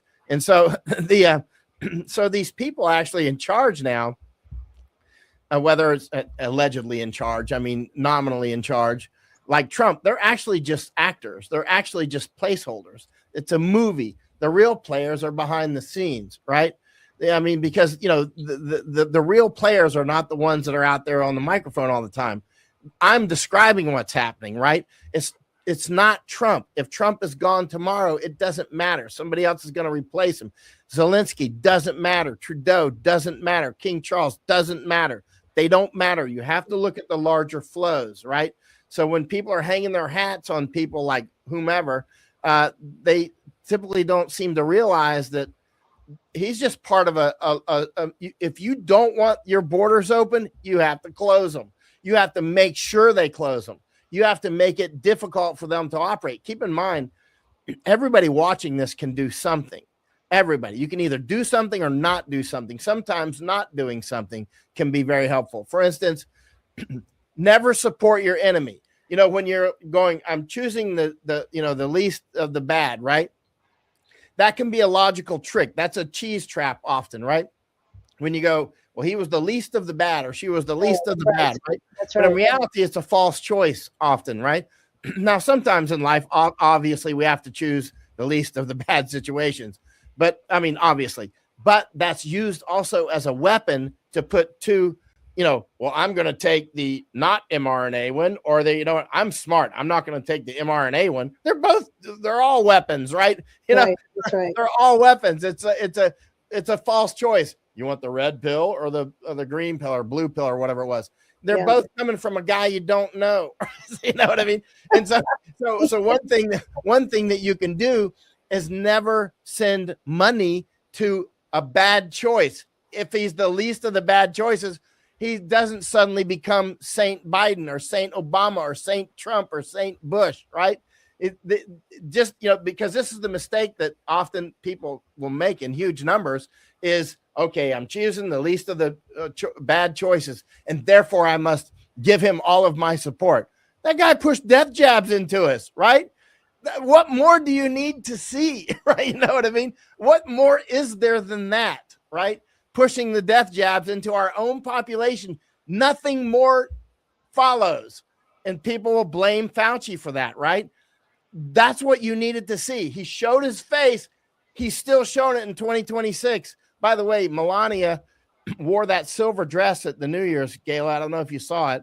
And they were playing Ohio Silver, right? They were playing the old, he's signaling obviously something with silver, obviously, which we already know about.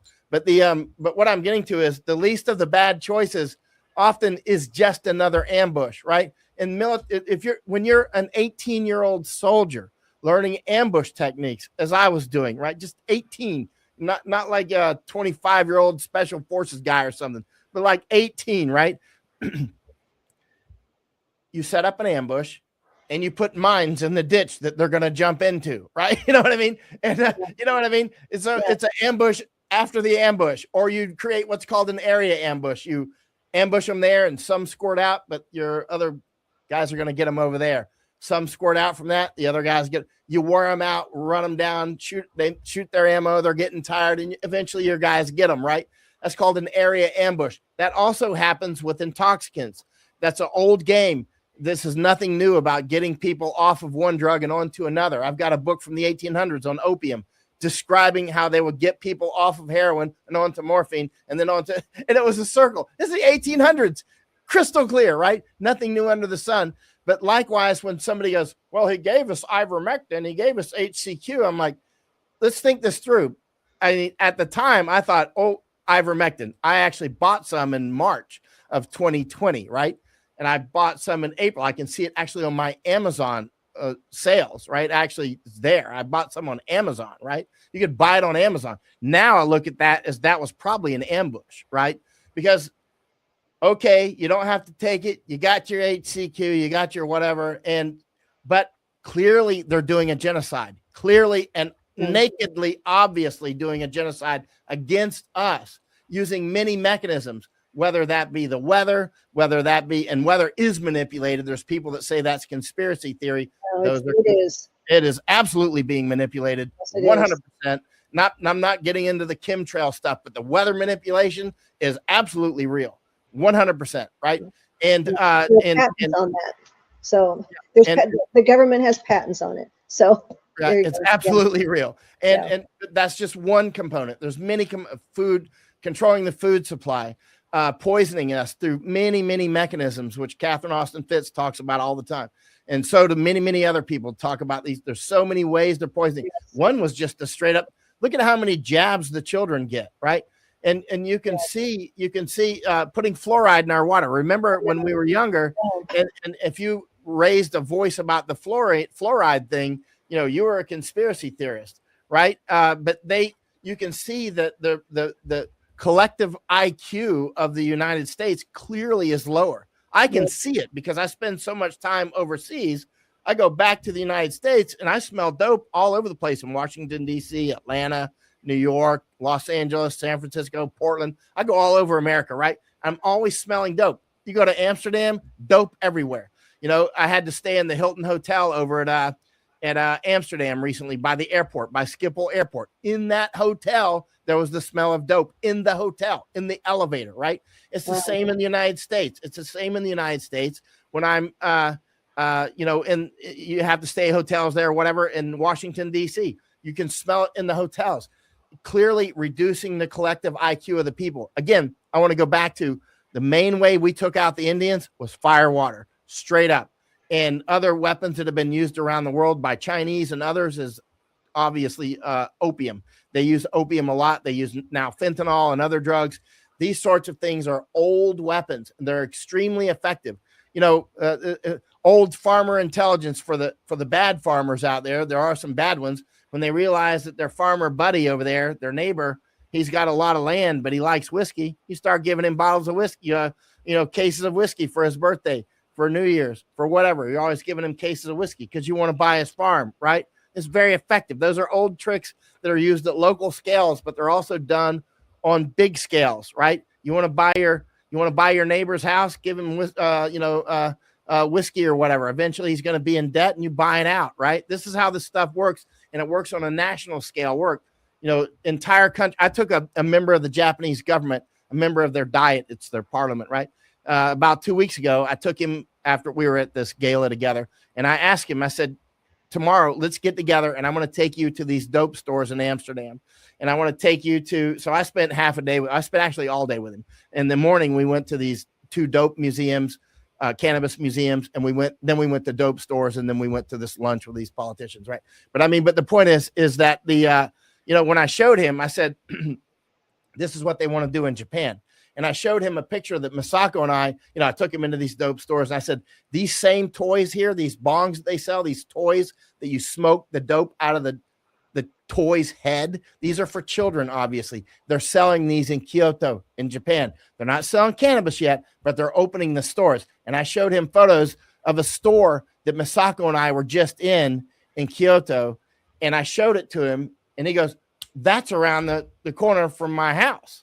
And he looked it up on Google Earth while we were looking, and he's like on his phone, and he goes, and he could see the same photo, but I had taken it with my phone. And so he said, as soon as I get back to Japan, he's back there now. He's going to go look. I said, this is what they're doing. They're setting up these stores first, like they did in Thailand. And suddenly the law is going to change, and they already have their infrastructure. See, these same toys that they're selling in Amsterdam, I bought some in Amsterdam. I bought them in Japan, and I bought them in Thailand, the same exact toy, right? And the reason I did that is because I want to use them on live streams to go. It's clearly the same people behind this, right? It's the same gummies, the same everything. They just changed the language on the thing. So what I'm getting to is that cannabis isn't legal yet in Japan, but they're setting conditions to do that.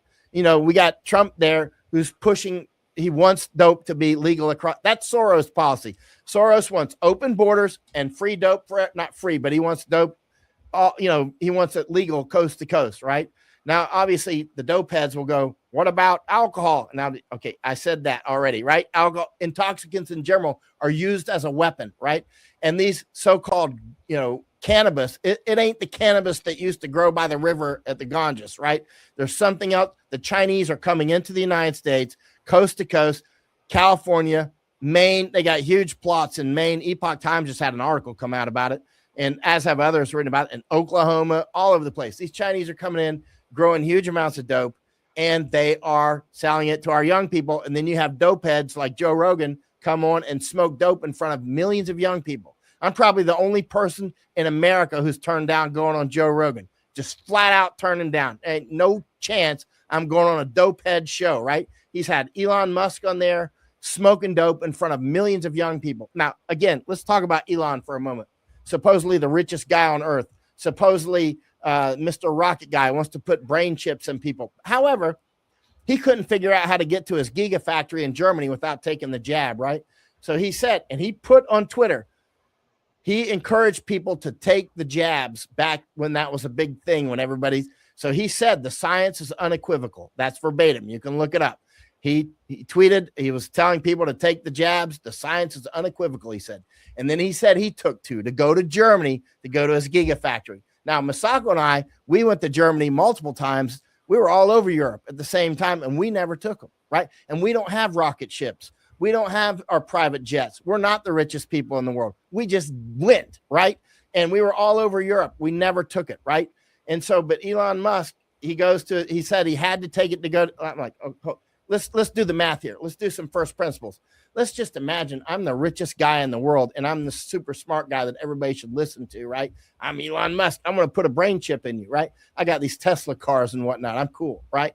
And I'm on social media 24/7, and I'm doing game shows and everything else, and I'm running around to parties dressed up like a crazy man, and I'm running around with my wife doing crazy stuff, and I'm running all these companies and doing rocket ships and stuff. It doesn't make sense. The math doesn't add up. But anyway, so Elon Musk is like, I had to take the jabs to go to my gigafactory. But let's just imagine how I would do it, right? If I were that powerful and I had a multi-billion-dollar gigafactory in Germany, and Germany is saying, well, Michael, to visit your factory, you're going to have to take the death jab. And I'd be like, okay, let's go. It's going to be like this. I'm coming to my factory on Monday, right? I'm going to land and I'm going to get off the airplane. If you don't let me go to my factory, that factory will be closed down for the length of time that I'm not allowed to go to it unjabbed. And if you don't let me in, that factory is closed. We're closing it today, right? Everybody go home. We will close the factory. That simple. That would have worked. You know where that worked? That worked in Belize. Misako and I went up to Belize to see Mennonites, right? Mennonites grow a lot of the food in the country of Belize. Belize is, borders the southern border of Mexico. Guatemala and Belize are on the southern border of Mexico. We went to Belize specifically to talk to Mennonites. Mennonites refused to take the jab, right? Yeah, these are the simple Mennonites, right? I since I speak German, they speak Niederdeutsch. They speak a different German, but they can understand me, and I can understand about a third of them. But anyway, I can understand about a third of what they're saying because they're dialect. But they can understand everything I'm saying. And I think anyway, but I speak high German. But the Mennonites, the government of Belize tried to force the Mennonites to take the jabs, but the Mennonites grow a lot of the food in Belize, and they don't cause many problems. I mean, they're Mennonites; everybody loves them, right? They're super reliable. People get their furniture made by them and all this stuff. And we were going into their furniture stores and their ice creams. They make ice cream. It's not like all Mennonites don't have computers. That's not exactly true. They have some do and some don't. But anyway, so the government of Belize tried to force the Mennonites to take the jab. You know what the Mennonites said? No. They said, we're not going to do it. We'll leave. Right. So they started to leave. And then the Belizean government said, oh, okay, you don't have to take it then, because we're going to lose our Mennonites. They produce a huge amount of our food, and they don't produce a huge amount of our problems, right? So now, but we were talking with the Mennonites. They're like, no, we're after we saw the face of this thing, they sent a reconnaissance down to Suriname. If you look in the news, Mennonite Suriname, you'll see that they're opening a new front down there because they're international. The Mennonites, the Amish, all these people, they're not just like local farmers in Ohio. I love Amish people. And Mennonites, I get along with them great. And they're farmers. It's easy to get along with farmers. And the thing is when the Mennonites said no, the government's like, oh, okay, we're not going to play that game because we're going to be in trouble if the Mennonites leave. What about Elon Musk, big rocket guy, supposed to be the smartest guy in the world, yet he spends more time on X than I ever do, right? Not just X because he allegedly owns it, but also on all these programs he's always doing. Listen, I do interviews like with you. Yeah. I do all same sort of stuff. I know how much time it takes because you do it too. There is no way in the world that you could do all this stuff and then just change and go and look at your rocket motors, right? And then go to your boring company and then look at the Tesla thing and then look at the satellites, the Starlinks and all this stuff. There's no way that you can manage all these things and be that super smart guy and still fall for the jab and have a drug problem that he's talked about, his prescription one, and smoking dope. There is no chance on planet Earth that the intuition on my shoulder is going, he's lying. It's a fake. It's not true. And that intuition is like basically blowing the door off the hinges. It's clearly not that guy. He's an actor. He's part of the game, right? And so that's something that people need to keep in mind. We are surrounded by actors and actresses, right? This is a big thing. And until we use our discernment, we're going to stay in that trap forever. That means realizing don't save a lot of cash in your bank account, right? Don't even save a lot of cash. You need to at least have enough, if you can, for maybe a few months, right? So that you have time to transition and think through other things, because of your bank. Sooner or later, you're going to wake up and the bank ain't going to work. Sooner or later. It's just a matter of time, right? I don't know when that time will be. I think, and occasionally it's actually happened in different places, obviously over time. It's not like it's never happened. And what shall what has happened before shall happen again, right? Yep. So in any case, what I'm getting to is discernment. Your intuition is your number one advisor on your discernment. And people like Elon Musk, do not listen to them. One of the things I always hear is supplied answers. We all give supplied answers sometimes. Misako and I, my wife and I, we always talk about if a supplied answer comes out of my mouth, she is to alert me immediately, right? And she doesn't actually do any. Her thinking processes are very pristine, actually. She's got very good logical skills and filters. Very, very good. And so, but supplied answers are answers that are put into your mind that then pop out. Like, for instance, if I say the Chinese are using drugs as a weapon, they're really pouring them over Europe and whatnot. A supplied answer is they're getting even for the opium wars. That's a supplied answer, right? That's it. So if that comes out of your, or let's talk about Taiwan. Taiwan, that could go hot at any moment, right? Right. And people will say, well, China's just taking back their breakaway province. But even I see historians all the time saying this. And CIA analysts on, writing articles and whatnot, how the breakaway province of Taiwan. But in fact, let me show you how long Taiwan was part of China. I'm going to write it on this page. Guess. That long. 0 days. Oh, wow. I can see a zero. Zero. It was never part of China. Never. Ever. Right? And people always go, no, you don't understand. I'm like, actually, I've heard enough, right? I've challenged a few people. I'm like, I know you got all the PhDs and all this stuff. I'll bet you right now, $10,000 in gold or silver that you're not going to be able to prove that it was ever part of China. I am calling you out right now. I'm betting you $10,000. Nobody has taken me up on it because they suddenly realize, oh, stuff's getting real. That guy's calling me out. He's calling me out, right? Like, yeah, I'm calling you out. When was it part of China? Never. That's a supplied answer. So you have to go back to first principles, right? Information war is intense, right? You have to go back. What do we really know? We really know. I think that bottle cap will drop out of my hand and hit the thing. So it takes a lot of study. I've been a lot of time in China, Taiwan. Misako and I were in Taiwan again recently. It was never part of China. It just never was, right? But China needs that routes and resources. They need Taiwan and they need Okinawa, all of Okinawa for routes and resources, the island chain that blocks China in, right? And remember, it doesn't do any good to take Taiwan if you don't take Okinawa. So China is running a big information operation now. It's been going on for years. I've written 3 books about it. They're only in Japanese, unfortunately, because I've been trying to wake up the Japanese, which has worked to some level. But the not enough. I'm not happy. I want it to work more. We're going to go back to Japan is very important. Our relationship with Japan is extremely important for Japan and for the United States. Our relationship with Thailand, Taiwan, Korea, Japan, these are very important relationships for the United States. That's why I spend so much time over there, right? But you look at Japan. China is running an information war saying Okinawa, which is Japan, which is where my wife is from, Misako is from Okinawa, is an old kingdom called the Ryukyu Kingdom, right? So China is saying those are not even Japanese. They're Chinese, and they were part of the Ryukyu Kingdom, which was Chinese, is what they're saying. It's a lie. And that Japan took that. So what China is doing is setting conditions in the information space to attack Okinawa and blaming Japan for taking Okinawa, right?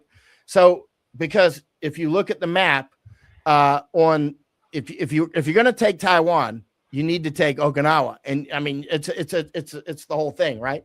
And they're going to go for it. They're clearly going to go for it one way or the other. They spent years setting conditions, information conditions. And again, this is nothing new.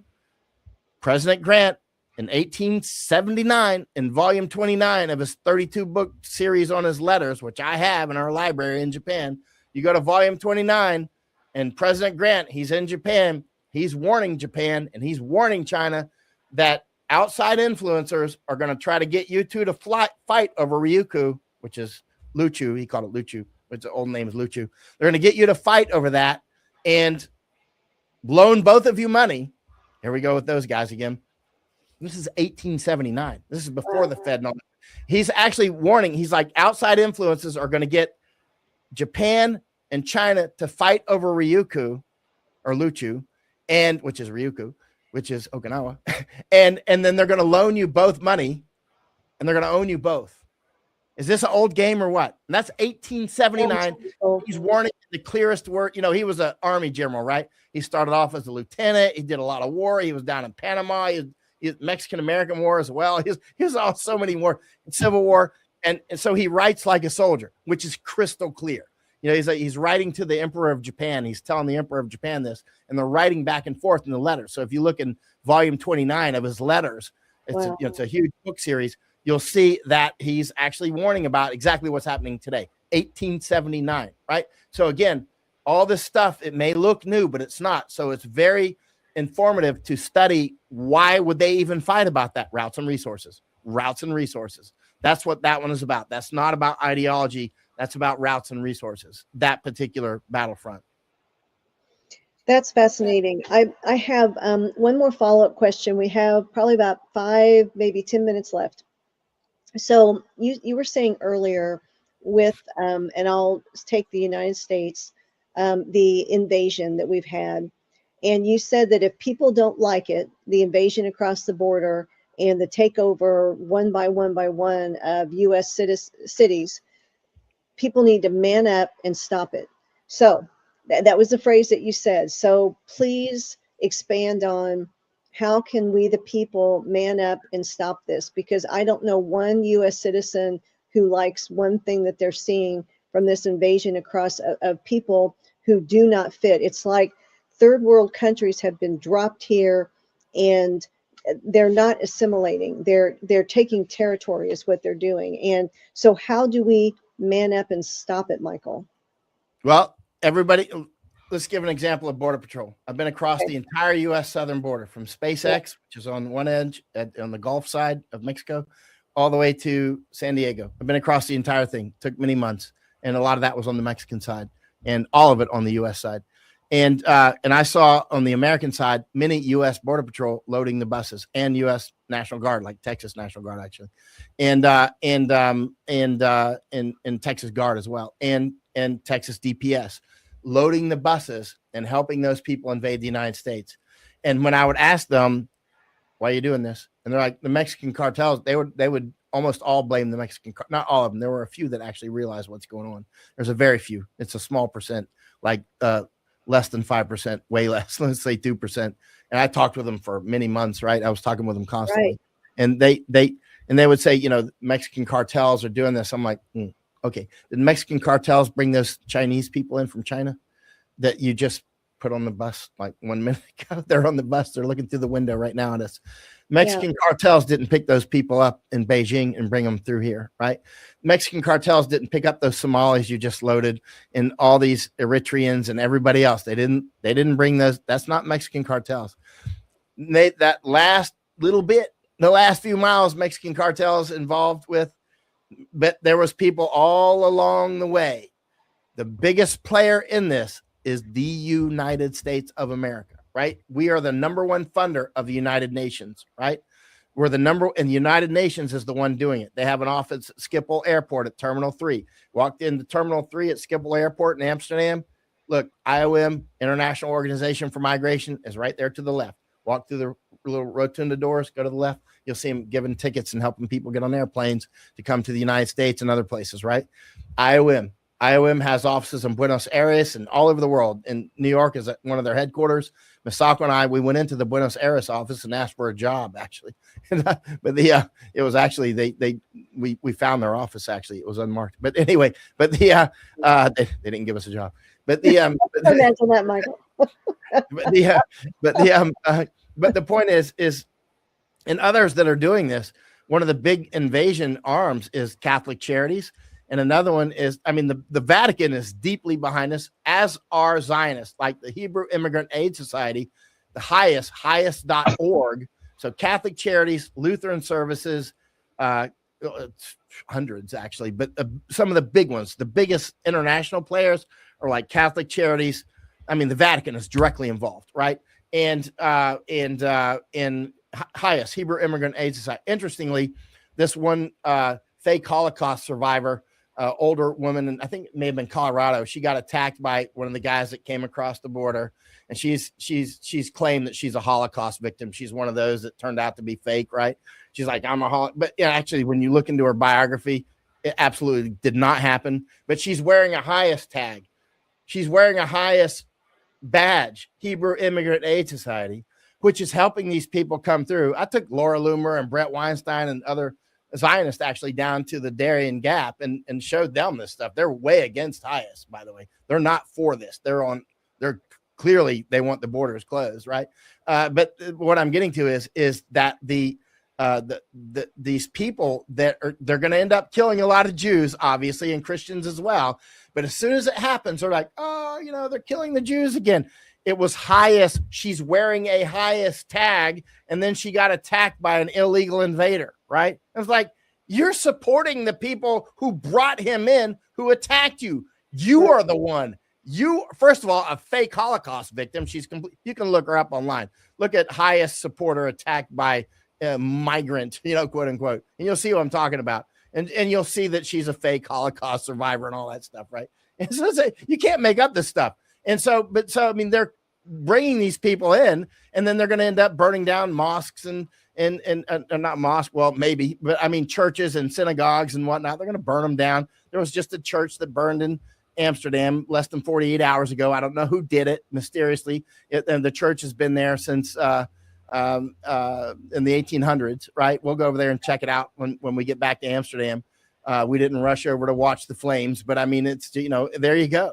And this is the thing. The same people that are claiming to be victims are setting the conditions to be victims. In many cases, professional victims are always predators. I've never seen an exception of this. This goes on a personal level, and this goes on tribal levels, and it goes on national levels. You see, the Chinese Communist Party is a professional victim. They're always, look what the Japanese did to us. Look what the British did to us. Look what the Americans did to us. And they just skip what they did to the Tibetans, right? And the Uyghurs. Masako and I, we had a 3-hour plus dinner with the nephew of the Dalai Lama recently in Taiwan, right? And, we know him. We will see him again soon. But yeah. He's not in Tibet. He's in Taiwan because of what the Chinese, nobody has killed more Chinese than Chinese. Nobody, right? They've killed tens of millions of their own people in famine and war and everything else. And then they blame the Japanese, right? Like this book. This information war book. I found this on Catherine on her bookshelf. I'm going to bring it up to her when we talk tomorrow. But the rape of Nanjing, right? Yeah. I've been to Nanjing. I've been to that museum, by the way. It's total professional victimhood. I've never seen such. I've studied this. The author of this is Iris Chong. I have her autopsy, right? I know a little something about this book, right? I'm not your average guy that talks about the rape of Nanjing. I went to Nanjing. I've seen her statue in Nanjing. I spent all day in that museum there. I've studied this. The guy who recruited her, his name is Ignatius Ding. He lives in Cupertino, California. He's a CCP operative, right? Yeah. And so, I mean, I can go on for hours about this. Russell Lowe, his good friend, is now in charge of the Comfort Women operation. He was the spy on Feinstein's staff. One of my research partners, who happens to be an Orthodox Jew, actually, is the one who discovered that Russell Lowe was a spy on Feinstein's staff. He was her driver. Russell Lowe was her driver. He's close friends with Ignatius Ding, who recruited Iris Chong. We know more about this in our little pinky than most of these analysts know, right? This is what we do. We go to museums all over the world. We go talk with people all over the world. China, they're not going to let me back in because they kicked me out of Hong Kong last time, put me on the airplane. But I mean, we go all over the world looking at this, right? And we know this topic very, very well. We're in a state of war. Information war is the highest form of warfare. Psychological operations is a subset of information war. And psychological operations, I mean, that's what this is all about, right? Intoxicants, no intoxicants, none. People that and remember, the music and the intoxicants are in a fatal dance together. They're designed to go together. Like a friend of mine, a good Christian friend of mine in Texas, sent me a video on New Year's Eve, and he was at something in Colorado actually, and it was the guy singing, his singer singing the New Year song, and he's talking about high on cocaine, and it's one of those famous songs. You know what I mean? They're singing. It's all these songs about cocaine and how great dope is, and there I met her in a bar and all this crap. It's all blended in there to make it just part of your, after you go off to war, then you're supposed to come back and be an alcoholic, and everybody's supposed to feel sorry for you. No, don't take that bait, right? No, you're supposed to come back after you went to war and lead your people, lead your family, lead your people, lead your neighborhood, lead the baseball team that you coach, lead the school that you teach, lead the office that you're in, lead yourself, right? You're not supposed to be a drunk. I don't want to hear about crybaby war stories. Everybody got killed. I know, I was there too. I was there for a lot of people getting killed. I almost got killed many times. And guess what? I'm not sitting here drunk asking for sympathy, right? We don't have time for that. We're in war. We stay in war, stay on the front, right? And that's what this is all about. We have to not accept the things that they pour into us. And part of that is assigning you how you should think and feel. They tell you how you should think. They tell you how you should feel. I have friends that go to the VA, the Veterans Affairs, and they're like, oh, so you got PTSD from whatever. I wrote an article about PTSD about, 15 years ago. You can look at the comments on there, right? And I forgot the name of it, but just look up my name in PTSD, post-traumatic stress disorder, whatever.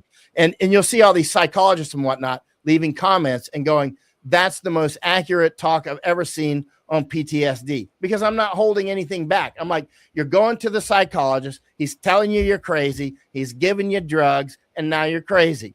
And now you got to get drugs to fix this other thing.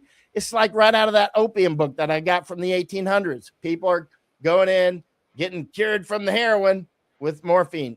It's a cycle. This is old stuff. They want to keep you in the, like Catherine Austin Fitz will say, what'd she say? What does she say? She says like addiction is the plan, or addiction is she says it more eloquently. You know how she is. Basically she asked me one time, what would I do to fix, to start working on our problems? I'm like, clear out the intoxicants, do an information war. And I didn't realize it, but she has written extensively about that. So she gave me one of her manuscripts. It's not published. I wish she would, but I'm not going to say much about it, but she talks about this in great detail. Like, she really knows this subject quite well.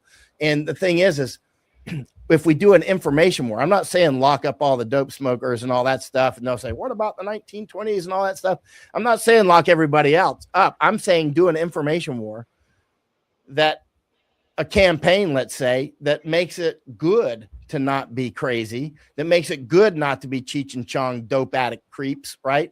That makes it's not cool. You're not cool. You're not cool that you don't study. Calling people geeks because they study hard. You know what I mean? It was hard to call me geek because if I didn't do so many sports when I was in high school and that sort of thing, they would have called me a geek, because I had like half of my life was geek and the other half was, let's fight. But calling people geeks and making them feel bad for studying, I mean, that's poison. We want the geeks to be strong. I want the geeks to be as geeky as they can get, right? But I mean, I want them to know how to do very sophisticated mathematics and to know physics to the nth degree, right? And engineering. We want that, right? But all these things that were inserted into our firmware is, the geeks are, they're nothings and whatever. And the jocks, they're nothings. So so the athletes are nothings too. They're stupid. They're trying to make it out like that.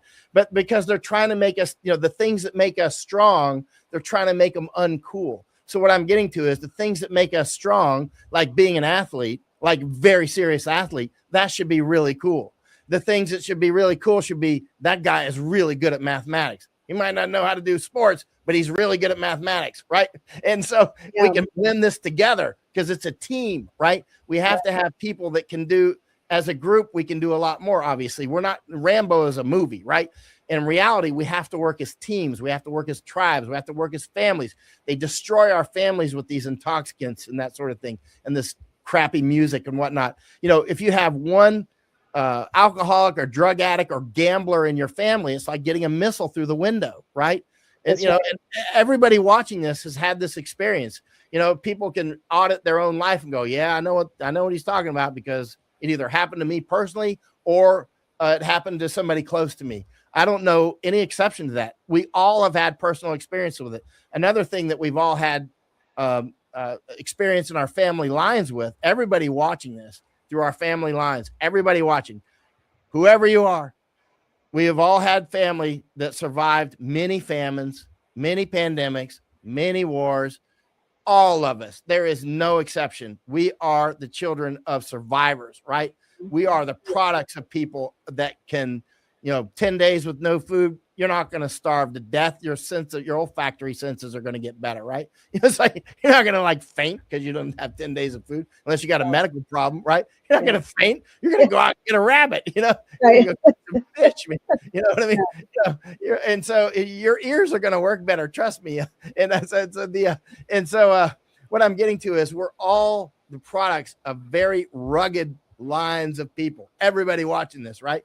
And they're trying to diminish us. The beast that wants to destroy us weakens us with intoxicants, with gambling, with music that makes you sad and all this sort of stuff, right? And with habits that make us feel bad instead of feeling good, with habits that break our families apart, confused. I had an Afghan driver here in Netherlands.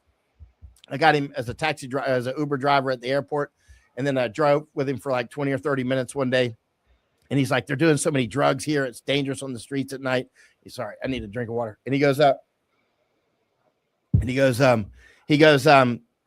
men and the women don't know men from women. They don't know the difference between men and women here. And I'm like, wow. So I got his number. And then I had to take another trip that was a couple of hours long on a different day. And I took him again. So I hired the same driver so I could talk with him. And I had to drive somewhere anyway. And so it was an expensive Uber, but it was a great conversation. And he was talking about these sorts of things. Like he came from Afghanistan. I spent 2 years in Afghanistan. So it was easy to talk about. I mean, I've been to the places where he was talking about. Yeah. And he was talking about that so many drugs here, and it's dangerous even for Afghans to be on the streets at night because there's so many drug addicts, right? And the men are confused about being women, the women are confused about being men, and he and his ecosystem see the weakness. They clearly see the weakness, and they see the wealth in the weakness. There's only one way this ends, right? First, you have to clean up yourself, right? Which is not hard to do. Just stop, right? You don't need like 5 years to get over it. Just stop, right?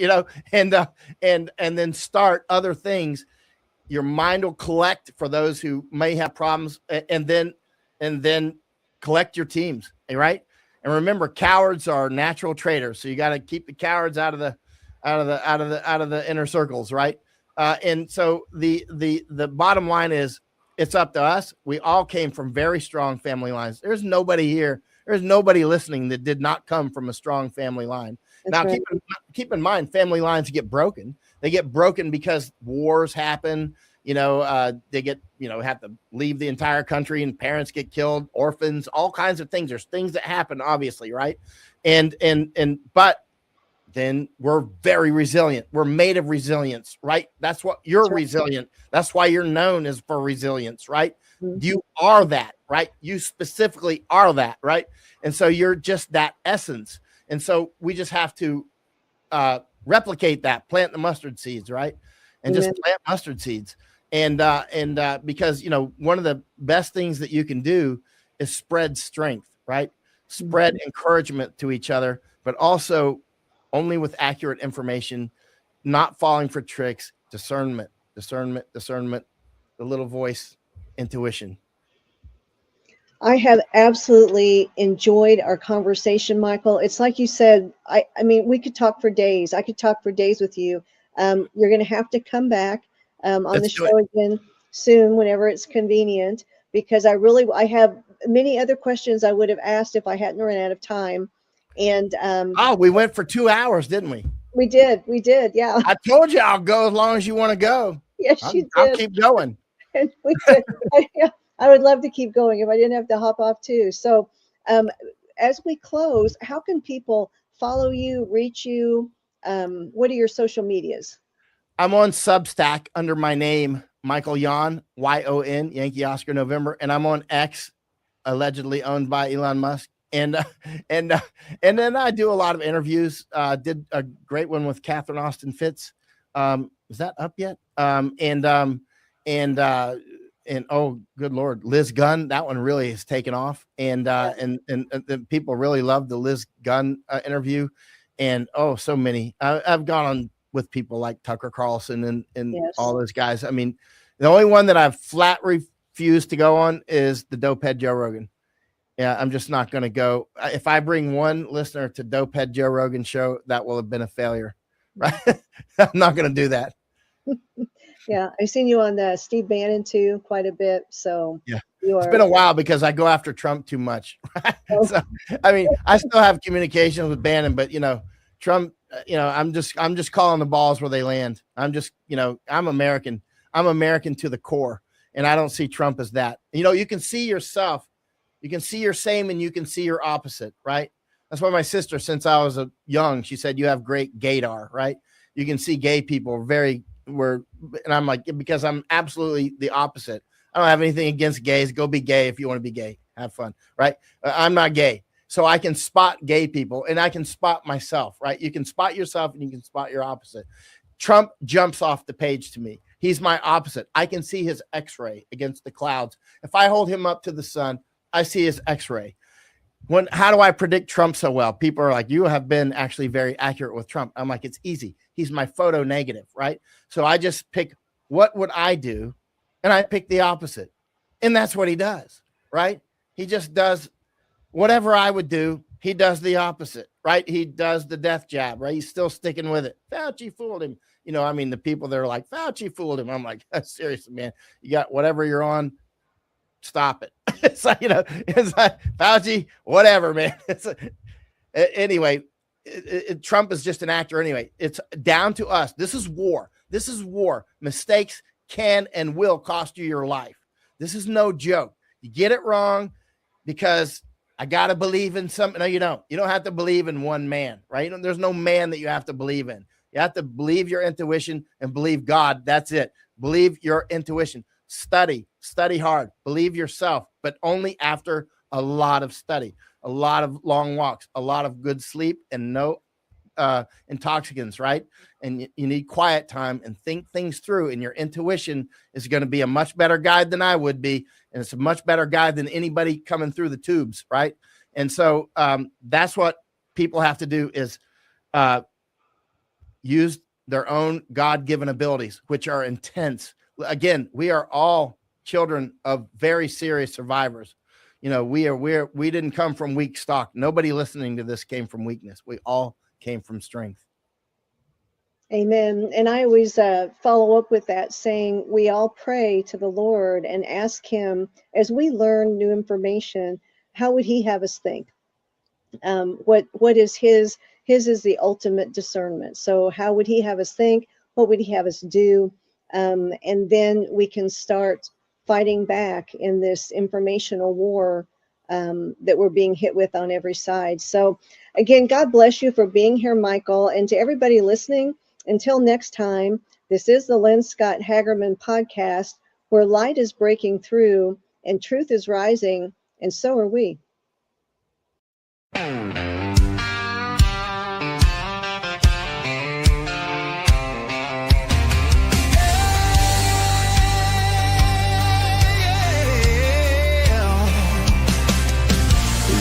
Breaks the shadow of the weary heart. Truth cuts the dark like a flaming dart. Voices rising strong to lift the